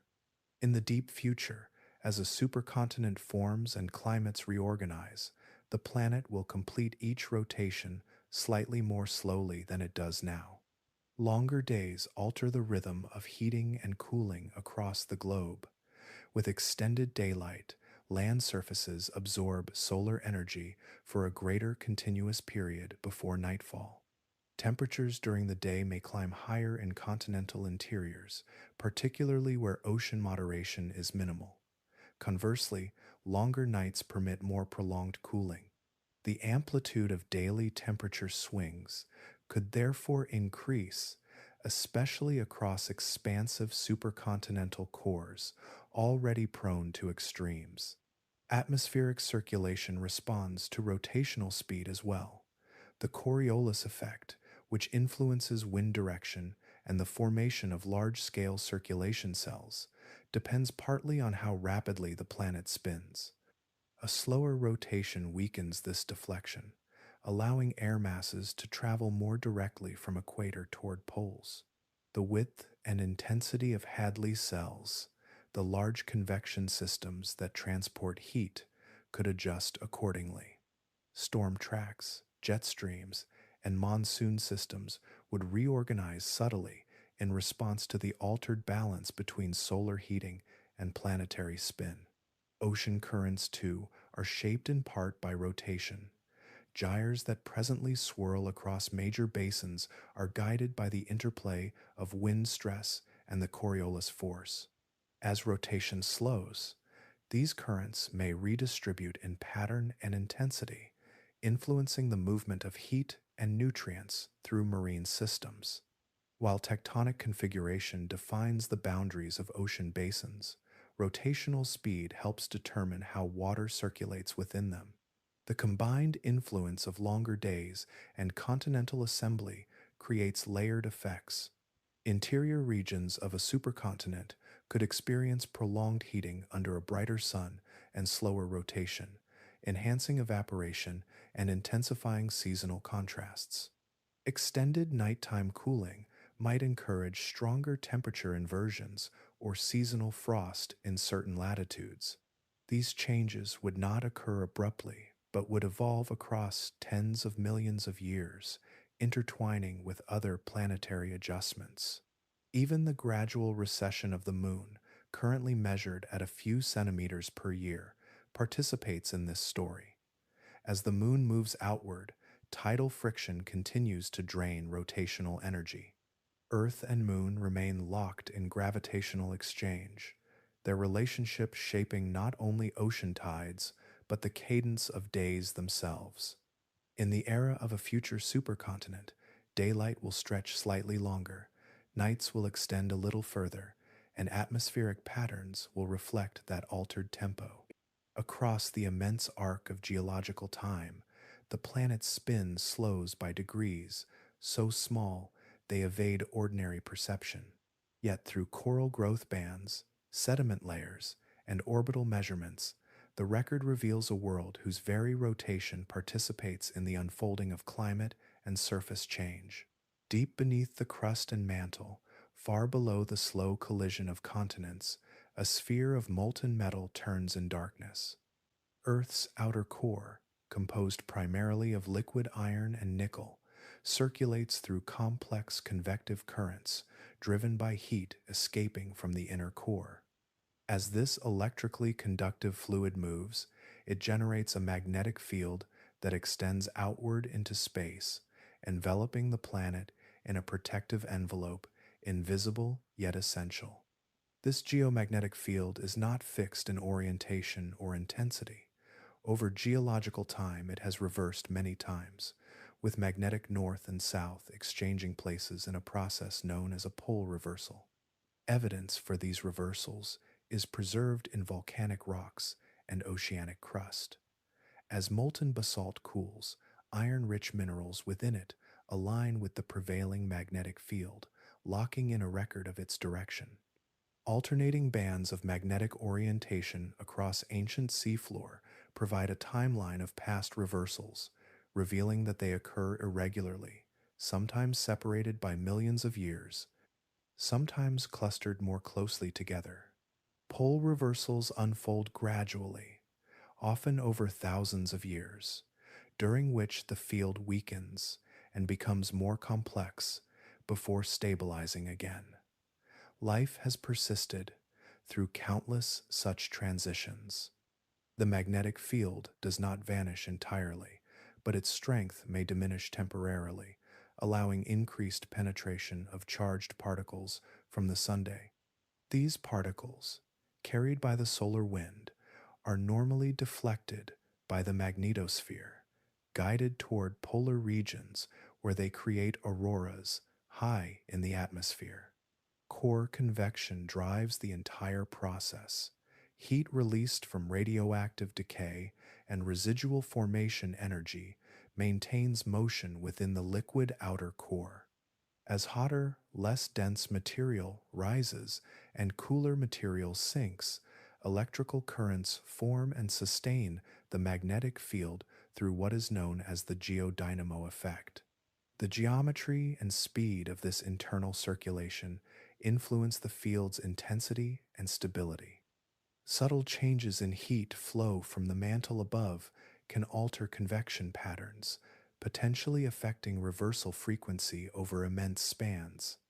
In the era of a future supercontinent, the magnetic field would likely continue its pattern of reversals and fluctuations. Continental configuration may influence mantle convection, and in turn, the transfer of heat from core to mantle, though the connections remain an area of study. What is clearer is that the magnetosphere plays a vital role in shielding the atmosphere from continuous erosion by solar radiation. Without this protection, charged particles could gradually strip lighter molecules from the upper atmosphere, as appears to have happened on Mars. During periods when the magnetic field weakens, radiation levels at Earth's surface may rise slightly, particularly at higher latitudes. Yet geological records show no consistent link between reversals and mass extinctions. The atmosphere itself provides significant shielding, and life has endured through hundreds of magnetic shifts. The magnetic field is dynamic, but its variations have so far remained within ranges compatible with biological continuity. Across hundreds of millions of years, the geodynamo will continue to respond to the slow cooling of Earth's interior. The liquid outer core remains vigorous, sustaining the magnetic envelope that interacts continuously with solar wind and cosmic radiation. As continents gather or separate above, the magnetic field quietly oscillates below, reversing, strengthening, weakening, yet always renewing itself through motion within molten iron. It is another deep rhythm in Earth's evolving story, subtle yet steadfast, guarding the atmosphere as the surface rearranges. Shorelines are drawn where water meets land, yet that boundary is never fixed. Over spans of millions of years, sea level rises and falls, not only because of climate, but because the solid earth beneath the oceans changes shape. The depth of ocean basins, the volume of mid-ocean ridges, and the height of continents all participate in determining how far the sea extends across the margins. When oceanic crust is newly formed at spreading ridges, it is warm and buoyant, riding higher in the mantle. This reduces the overall capacity of ocean basins, displacing water onto continental shelves. Periods of vigorous seafloor spreading therefore tend to coincide with higher global sea levels.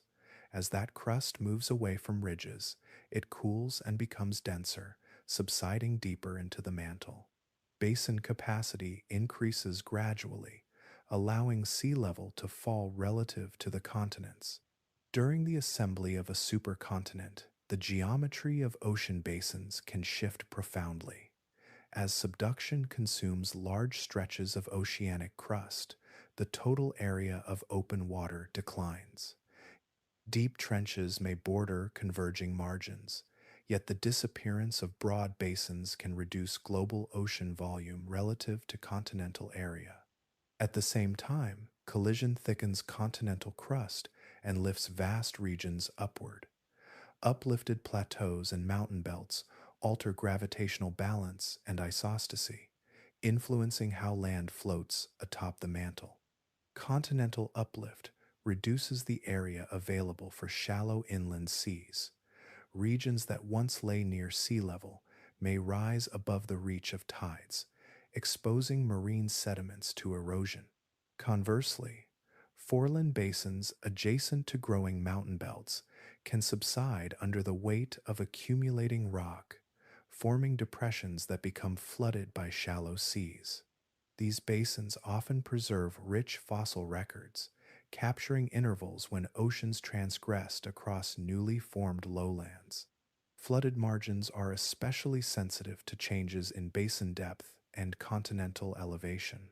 Broad continental shelves, presently home to diverse marine ecosystems, may narrow or expand depending on tectonic conditions. In times of elevated global sea level, water advances inland, covering low-lying regions and linking separated basins. When sea level falls or uplift dominates, coastlines retreat, exposing former seabeds to weathering and river incision. The assembly of continents into a single landmass influences global sea level through combined tectonic effects. The reduction of spreading ridges lowers ridge volume, increasing ocean basin capacity and potentially drawing sea level downward. Meanwhile, extensive uplift across collision zones redistributes mass and reshapes drainage systems. Sediment eroded from rising mountains may accumulate offshore, adding weight that causes additional subsidence along some margins while raising others through isostatic rebound. Ice volume remains another controlling factor, interacting with tectonic influences. If a supercontinent occupies high latitudes, glaciation may lock substantial water in ice sheets, lowering sea level. Should climates warm under brighter solar output or elevated greenhouse gases, melting ice would return water to the oceans, raising shorelines once more. Tectonic configuration sets the stage upon which these climatic shifts act. Across geological time, the record of marine transgressions and regressions is written in layers of sedimentary rock. Sandstones, limestones, and shales reveal intervals when seas advanced and retreated across continental interiors. These patterns reflect the interplay between basin depth, crustal uplift, sediment redistribution, and climate. In the era of a future supercontinent, sea level will continue to oscillate in response to tectonic forces, reshaping coasts and redrawing maps in ways both subtle and immense, guided by movements that begin far beneath the waves. In stone, the planet keeps its memory with patient precision. Long before satellites traced plate motion or computer models projected future continents, the evidence for vanished worlds lay pressed into rock layers, waiting to be read. Fossils, mineral alignments, and matching strata across distant shores reveal that lands now separated by oceans once touched and shared a common ground. One of the most compelling clues comes from the fossilized remains of Glossopteris, an extinct seed fern that flourished during the late Paleozoic era.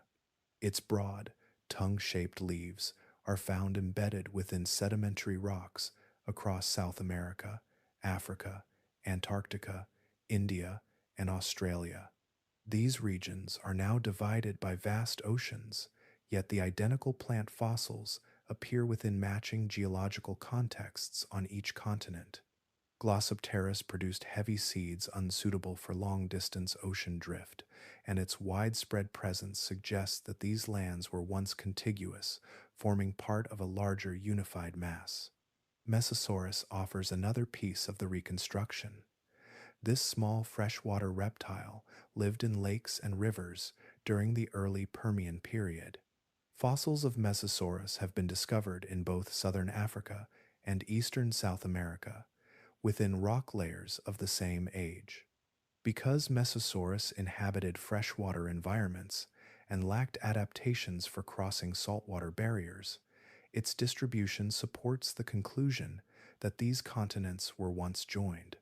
The alignment of their coastlines, now separated by the Atlantic Ocean, gains coherence when fitted together like fragments of a broken shell. Rock layers themselves provide further continuity. Mountain belts and sedimentary formations match in age, composition, and structural orientation across ocean basins. For example, certain late Paleozoic rock sequences in eastern North America correspond closely with those in parts of Scotland and Scandinavia. When continents are repositioned into their pre-drift configuration, these formations align into continuous geological structures. Fold patterns and metamorphic histories extend seamlessly across what is now open water. Paleomagnetic evidence adds a deeper dimension to this reconstruction. As molten rock cools, iron-bearing minerals align with Earth's magnetic field, locking in a record of its direction and inclination at that moment. By studying these signatures in ancient rocks, geologists can determine the latitude at which the rock formed. When paleomagnetic data from separate continents are compared, apparent polar wander paths converge when the landmasses are assembled into a unified configuration. This alignment indicates that the continents have shifted relative to one another over time. Taken together, these lines of evidence form an interlocking framework. Fossil distribution reveals biological continuity across now distant lands. Correlated rock layers demonstrate shared geological history.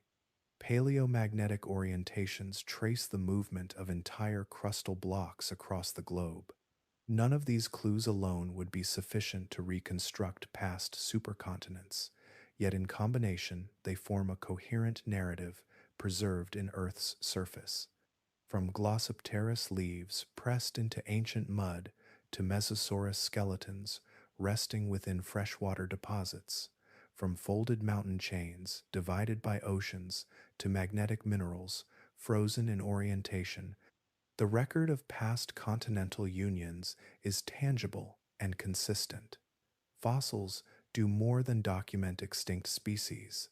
They anchor continents to one another in deep time, demonstrating that the world's present arrangement is one chapter in a longer sequence of assembly and dispersal written patiently in rock. Across laboratories and research centers, the future of continents is explored not through prophecy, but through mathematics. Arrays of equations describe the movement of plates, the flow of mantle material, and the gradual cooling of oceanic crust.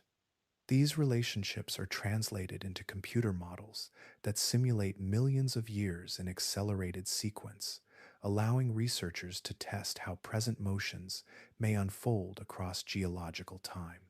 Plate motion simulations begin with measurements gathered from satellites and seafloor mapping. Velocities of individual plates are calculated in millimeters per year, defining directions and speeds that can be projected forward. Boundaries between plates are coded into digital frameworks, and forces such as slab pull, ridge push, and basal drag are represented in simplified form.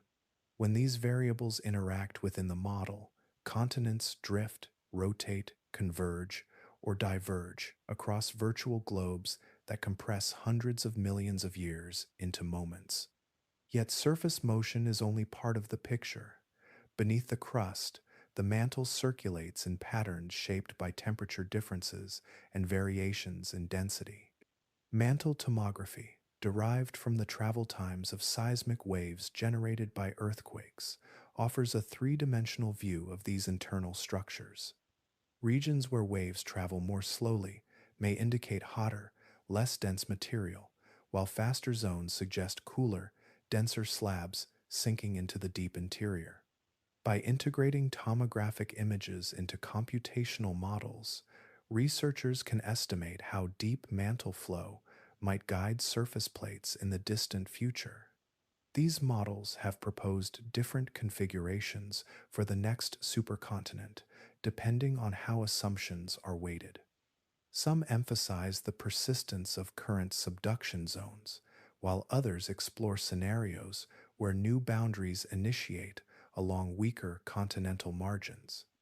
Small changes in initial conditions can lead to divergent outcomes over hundreds of millions of years. This sensitivity reflects the inherent complexity of the system. The limits of prediction become clearer as projections extend further into deep time. While plate velocities today are measured with remarkable precision, boundary reorganizations can occur in response to mantle plumes, shifts in stress fields, or interactions between neighboring plates. A new rift may open where none was expected, or a subduction zone may shut down as buoyant crust resists descent. Such transitions introduce elements that models cannot foresee with certainty. In this sense, continental evolution contains aspects of both order and unpredictability. Long-term trends, such as the repeating pattern of assembly and breakup observed in the geological record, suggest a broad, cyclic rhythm. Mantle convection continues as long as internal heat persists, and oceanic crust remains subject to recycling. These overarching processes provide directionality to the system. At the same time, the specific geometry of continents and the timing of boundary changes introduce chaotic elements that limit precise forecasts. Computational projections therefore serve as structured possibilities rather than definitive maps. They reveal how present motions might evolve under certain assumptions, and they highlight the forces most likely to shape large-scale patterns. When combined with evidence from past supercontinents, these models illuminate plausible pathways toward future assembly. In quiet rooms filled with data and code, continents drift across digital spheres, guided by equations rooted in physics and observation. The images they produce are informed conjectures, bounded by measurable trends, yet open to the variability of a planet whose interior remains dynamic. Through simulation and tomography, the slow choreography of plates is explored, offering glimpses of how Earth may gather its lands once more. Numbers in geology carry a quiet authority. 250 million years appears exact when written on a page, a defined interval pointing toward a distant continental reunion. Yet beneath that apparent precision lies a range of possibilities measured not in days or decades, but in tens of millions of years. The timescale itself becomes part of the story, both grounded in evidence and softened by uncertainty. The estimate of roughly 250 million years for the formation of another supercontinent emerges from observing past cycles. Previous assemblies and breakups suggest a broad rhythm of 400 to 600 million years between major configurations. When plotted across Earth's history, these intervals form patterns that imply repetition, though not mechanical repetition. Using present plate velocities and trends in subduction and spreading, researchers extrapolate forward, identifying when ocean basins might close and continents converge again. In this way, the number carries meaning rooted in measurement. At the same time, geological systems are sensitive to small deviations that accumulate over deep time. Plate motion models rely on current directions and speeds, yet these can change as boundaries reorganize. A subduction zone may migrate, fragment, or cease entirely if buoyant crust resists descent. A new rift may open along a weakened continental margin, redirecting motion. Each adjustment introduces divergence between projected and actual trajectories. Even with sophisticated simulations, margins of error expand as calculations extend further into the future. A difference of a few millimeters per year, negligible over short intervals, compounds across tens of millions of years into positional shifts of hundreds or thousands of kilometers.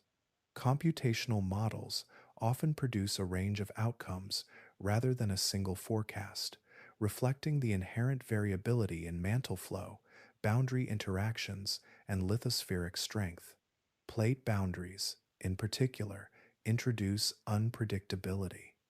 Unlike the relatively smooth movement of intact plates, their edges are zones of fracture, accretion, and destruction. Transform faults may lengthen or shorten. Spreading ridges may offset or jump, and convergent margins may lock or accelerate depending on conditions at depth. Because these transitions can arise from complex feedback between mantle convection and surface stresses, they resist exact scheduling. The planet's interior further complicates projection. Heat distribution within the mantle is not uniform, and plumes of hotter material can rise unpredictably over geological spans. When such plumes reach the base of the lithosphere, they may weaken it, initiating new rifts or altering stress fields across entire regions. These events are difficult to anticipate centuries in advance, much less hundreds of millions of years.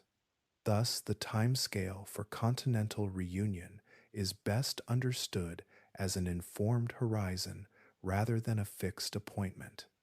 It conveys the magnitude of time required for oceans to close and mountains to rise on a planetary scale, while acknowledging that Earth's dynamics contain variability that defies strict scheduling.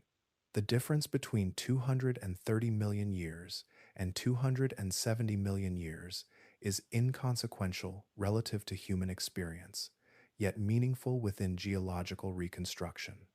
The timescale problem is not a flaw in understanding, but a reflection of the system's complexity.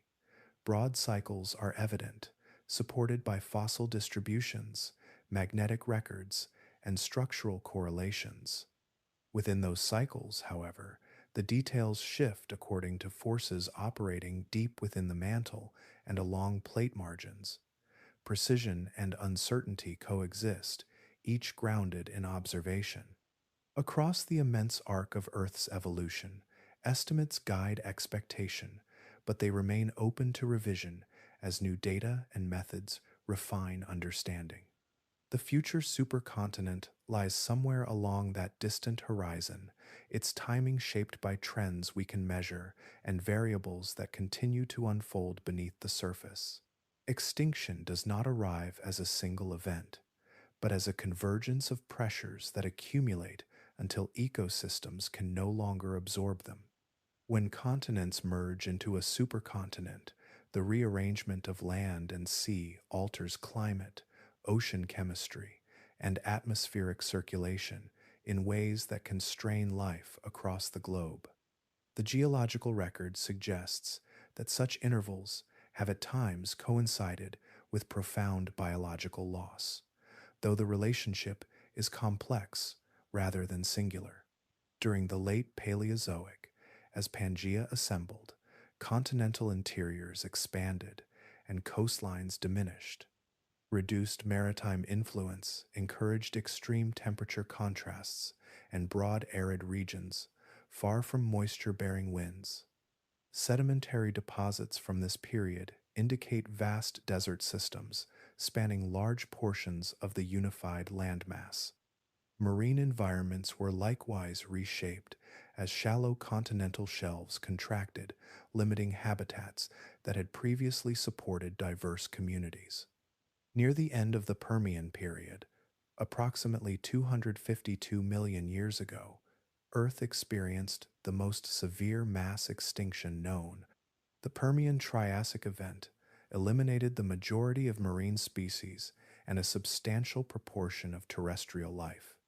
The assembly of Pangea had already altered circulation patterns and environmental stability, creating conditions that may have increased vulnerability. However, the extinction itself is associated with multiple overlapping drivers.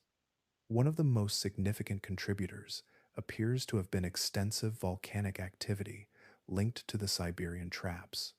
A vast province of flood basalts erupted over a relatively brief geological interval. These eruptions released enormous volumes of carbon dioxide and other gases, raising global temperatures and disrupting the carbon cycle. Warming oceans likely lost dissolved oxygen, leading to widespread anoxia that stressed marine organisms. Evidence of acidification and changes in ocean chemistry further indicates that biological systems were subjected to layered disturbances. The supercontinental configuration may have amplified these effects. With ocean basins arranged in particular geometries and limited coastal refuges, circulation patterns could have slowed, reducing the efficiency of heat and nutrient distribution. Inland ecosystems already coping with aridity and seasonal extremes would have faced additional stress from elevated temperatures and shifts in precipitation. Yet it is important to recognize that continental assembly alone does not guarantee extinction. Pangaea persisted for tens of millions of years before the Permian crisis unfolded. Mass extinctions emerge from a confluence of tectonic, volcanic, climatic, and sometimes extraterrestrial influences. The end Cretaceous event, for example, is closely associated with an asteroid impact, although volcanism and sea level changes also played roles. In the case of supercontinent formation, the tectonic processes involved can set the stage by restructuring habitats and altering global systems. Volcanism associated with mantle plumes or continental rifting can introduce rapid greenhouse forcing. Ocean circulation changes can modify oxygen distribution and biological productivity. A future supercontinent would likely generate environmental extremes within its interior and along its margins. Whether those extremes would escalate into a mass extinction would depend on the interplay of additional forces, including volcanic output, atmospheric composition, and solar influence. The geological record shows resilience alongside vulnerability. Life has endured repeated reorganizations of land and sea, though not without loss. Continental reunion reshapes the surface and atmosphere, creating new stresses and opportunities. The history of Pangaea suggests that, while assembly correlates with significant climatic shifts, extinction arises from layered causes rather than a single tectonic event. Within that complexity lies both caution and continuity, reminders that Earth's living systems respond dynamically to the deep forces that rearrange its surface. Beneath a fully assembled supercontinent, the mantle does not rest quietly. When vast landmasses merge into a single expanse, they act as a thermal lid, altering the flow of heat rising from Earth's interior. Continental crust is thick and comparatively insulating, slowing the escape of internal heat. Over tens of millions of years, this insulation can lead to the gradual accumulation of warmth within the mantle directly beneath the supercontinent. As heat builds, buoyant upwellings of hotter mantle material begin to form. These are deep mantle plumes, columns of rising rock that originate far below the lithosphere. Though the mantle remains solid, it behaves plastically over long timescales, flowing slowly under differences in temperature and density. When a plume approaches the base of the continental lithosphere, it spreads laterally, thinning and weakening the overlying crust. The arrival of a plume can be accompanied by immense volcanic outpourings known as flood basalt events. Rather than the familiar cone of a single volcano, flood basalts emerge from extensive fissures that release lava across broad regions. Layer upon layer of basalt can accumulate, sometimes reaching thicknesses of several kilometers and covering areas the size of modern countries. These events are geologically brief, yet volumetrically enormous, releasing significant quantities of carbon dioxide, sulfur gases, and other volatiles into the atmosphere. The geological record preserves multiple flood basalt provinces associated with major tectonic transitions. Their timing often aligns with phases of continental rifting or breakup. When mantle plumes heat and stretch the base of a supercontinent, tensile stresses can develop within the crust. Fractures propagate outward, forming rift systems that slice through previously stable terrain. Over time, continued extension allows magma to intrude along these fractures, further weakening the crust and promoting separation. Rift initiation begins subtly. Valleys deepen as crust thins and subsides, while volcanic activity introduces new igneous bodies along fault lines. The surface may split into parallel basins bounded by normal faults, gradually widening as the lithosphere stretches. If extension persists, these basins can evolve into narrow seas as seawater invades the rift. With continued spreading, a new ocean basin forms, marking the formal breakup of the supercontinent. The thermal dynamics underlying this sequence reflect a balance between insulation and release. A supercontinent impedes heat loss, fostering conditions favorable to plume development. Once breakup begins and new oceanic crust forms at spreading centers, heat can escape more efficiently. The system resets, dispersing continents and initiating a new cycle of movement across the mantle's convective framework. Flood basalt events carry environmental consequences as well. The rapid injection of greenhouse gases can warm the climate and alter ocean chemistry, especially if eruptions occur over relatively short geological intervals. Some mass extinction events coincide with large igneous provinces, though, as with other global changes, multiple factors often overlap. The link between mantle plume, activity, and surface life underscores the interconnectedness of deep and shallow processes. Over immense spans of time, heat rising from Earth's core continues to power this cycle. The interior cools gradually, yet remains energetic enough to drive convection and plume formation.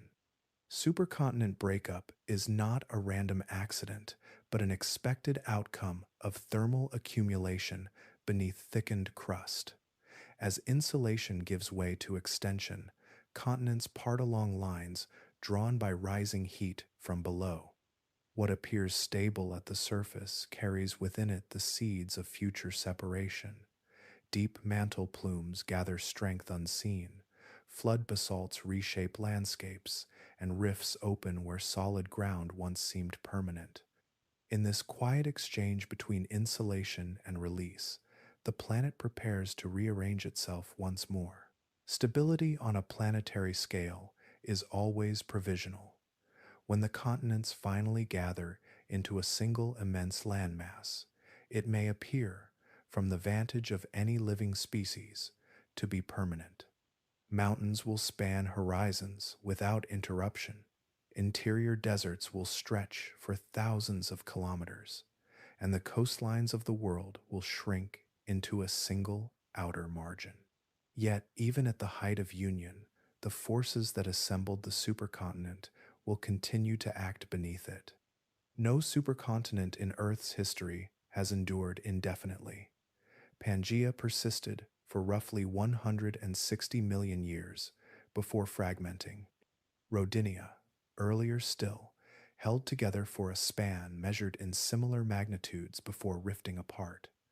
Each assembly contains within it the conditions for its own dissolution. The cycle of convergence and separation is not accidental, but inherent to the way Earth releases internal heat. Continental crust is thick and resistant to subduction. When several continents collide, they create an expansive thermal blanket over the mantle. Heat that once escaped more freely beneath spreading oceans becomes partially trapped beneath this insulated lid. Over tens of millions of years, temperatures in the underlying mantle can increase relative to surrounding regions. This buildup does not remain static. Warmer mantle material becomes buoyant, rising slowly and exerting upward pressure on the overlying lithosphere. As heat accumulates, stresses begin to distribute unevenly across the supercontinent. Thickened crust may become gravitationally unstable, especially where earlier collision zones have left complex fault systems and weakened boundaries. Even subtle variations in lithospheric thickness can localize strain. Eventually, extension replaces compression in selected regions. What had been sutures of union become lines of separation. The mantle's convective circulation does not cease simply because continents are assembled. Earth's internal heat engine continues to operate, powered by residual formation, energy, and radioactive decay. Convection currents rise and sink, interacting with the base of the lithosphere and redistributing stress fields. Oceanic crust, though diminished during assembly, is continually recycled elsewhere, maintaining the larger system of motion. When rifting initiates, it often begins in a region already predisposed to weakness. Heat flow increases locally, the crust thins, and fractures propagate. Magma intrudes along these fractures, solidifying into dikes that widen the gap incrementally. Over millions of years, rifts can evolve into young oceans, their waters flooding the spaces between drifting fragments of the once unified landmass. The supercontinent begins to separate, not through sudden rupture, but through persistent extension, driven by the same forces that once drew it together. Breakup is therefore woven into the fabric of the cycle. Assembly concentrates heat and thickens crust. Concentration and thickening encourage instability. Instability fosters extension. The interplay between surface configuration and deep mantle convection ensures that no arrangement remains fixed. Each supercontinent is both an outcome and a transitional state within a longer pattern. Across geological time, this rhythm repeats, though never in identical detail. The shapes of continents differ, the positions of oceans shift, and the environmental consequences vary, yet the underlying engine remains constant. Earth sheds heat gradually, and in doing so, it rearranges its outer shell. Motion is not an interruption of stability, but its underlying condition. In the distant future, when the next supercontinent stands complete, the quiet gathering of heat beneath it will already be preparing the next chapter. Beneath still landscapes and unified horizons, the mantle will continue to move. Within that motion lies the certainty that what has come together will, in time, part again. Maps feel authoritative. Lines are drawn in ink, colors fill enclosed shapes, and the arrangement appears settled, as though fixed by agreement between paper and planet. Yet every coastline traced with such confidence rests upon ground that is moving, rising, sinking, and reshaping itself beyond the scale of ordinary perception. Coastlines are momentary features in geological time. The outline of a continent reflects a balance between sea level, tectonic uplift, erosion, and sediment deposition. Rivers carry fragments of mountains toward the sea, building deltas that extend shorelines outward. Waves and storms erode cliffs, pulling the boundary landward grain by grain. Beneath the water, oceanic crust cools and subsides, altering basin depth and changing how high the sea stands against the land. Even without the dramatic union or breakup of continents, the edges of the world are in quiet motion. When continents collide or separate, these changes accelerate. A narrowing ocean shifts tides and currents, sculpting coasts differently. A rising mountain belt tilts adjacent plains, redirecting rivers that once flowed to distant seas. A newly formed rift valley may one day invite saltwater inward, transforming dry land into shoreline. What seems stable in a human lifetime is a brief expression within a longer sequence of rearrangement. Political borders, so precise on modern maps, have no counterpart in the language of rock. They are agreements between societies, not features etched into the lithosphere. Mountain ranges may serve as boundaries, yet those ranges themselves are transient, uplifted through compression and worn down by erosion. Rivers define frontiers in some regions, though their channels migrate over centuries and millennia, abandoning old courses and carving new ones across floodplains. The earth does not recognize the divisions that appear so decisive in human affairs. From a geological perspective, the surface of the planet behaves as an interconnected system.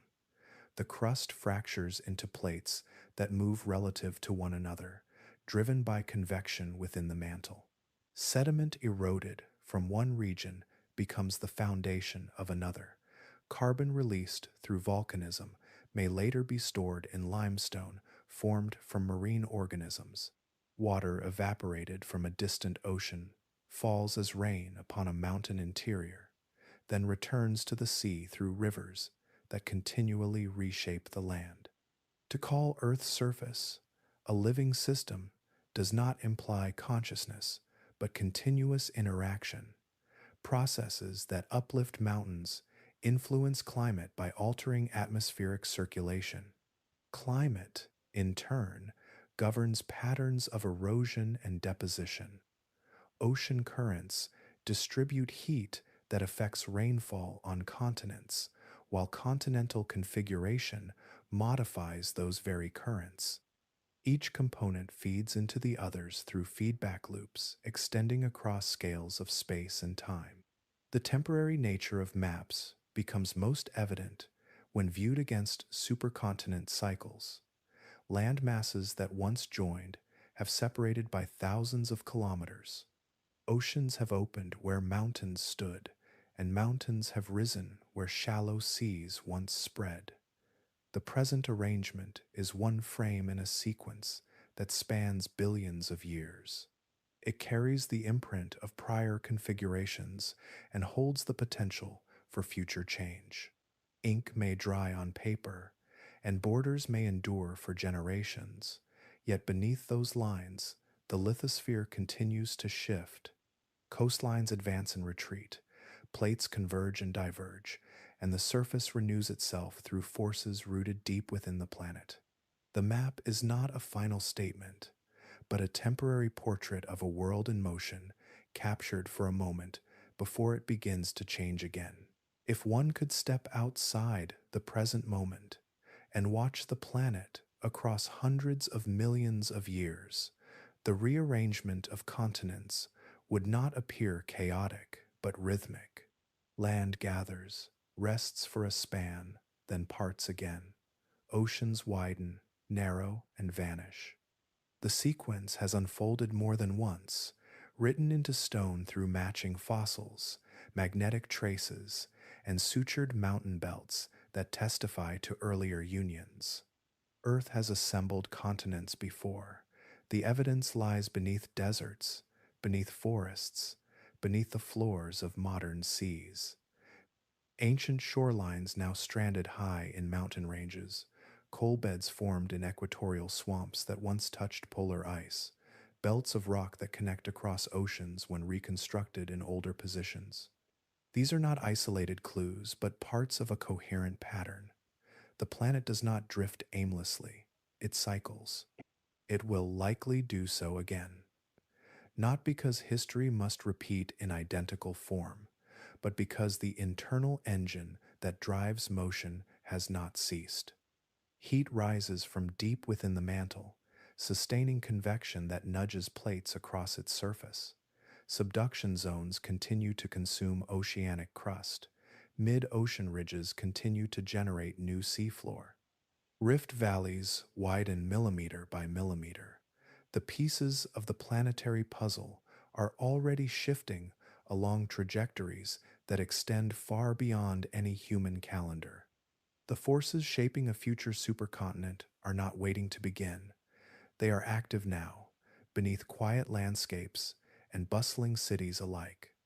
Along distant trenches, slabs descend into the mantle. Along spreading centers, molten rock emerges and cools. Within continental interiors, subtle stresses accumulate along ancient faults. None of these motions announce themselves loudly in daily life, yet each contributes incrementally to a configuration that will look profoundly different in deep time. The future of continental reunion unfolds on a timescale so slow it appears still. Millions of years pass before coastlines noticeably migrate, tens of millions before oceans narrow significantly, hundreds of millions before land masses fully converge. Yet slow does not mean uncertain.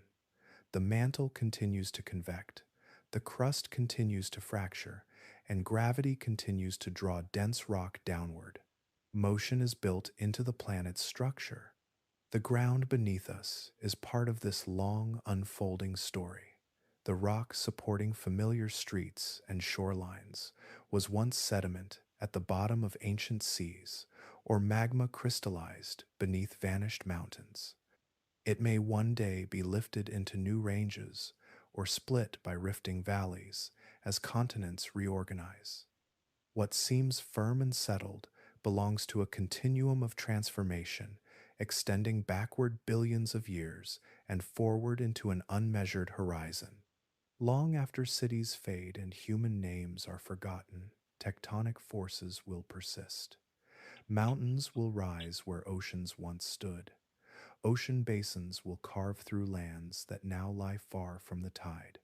Rivers will trace new paths across reshaped terrain, carrying fragments of one epoch into the sediments of another. Life, in whatever form it takes, will adapt within boundaries defined by plate motion and planetary energy. The planet is neither static nor hurried. It moves with a patience that dwarfs individual histories.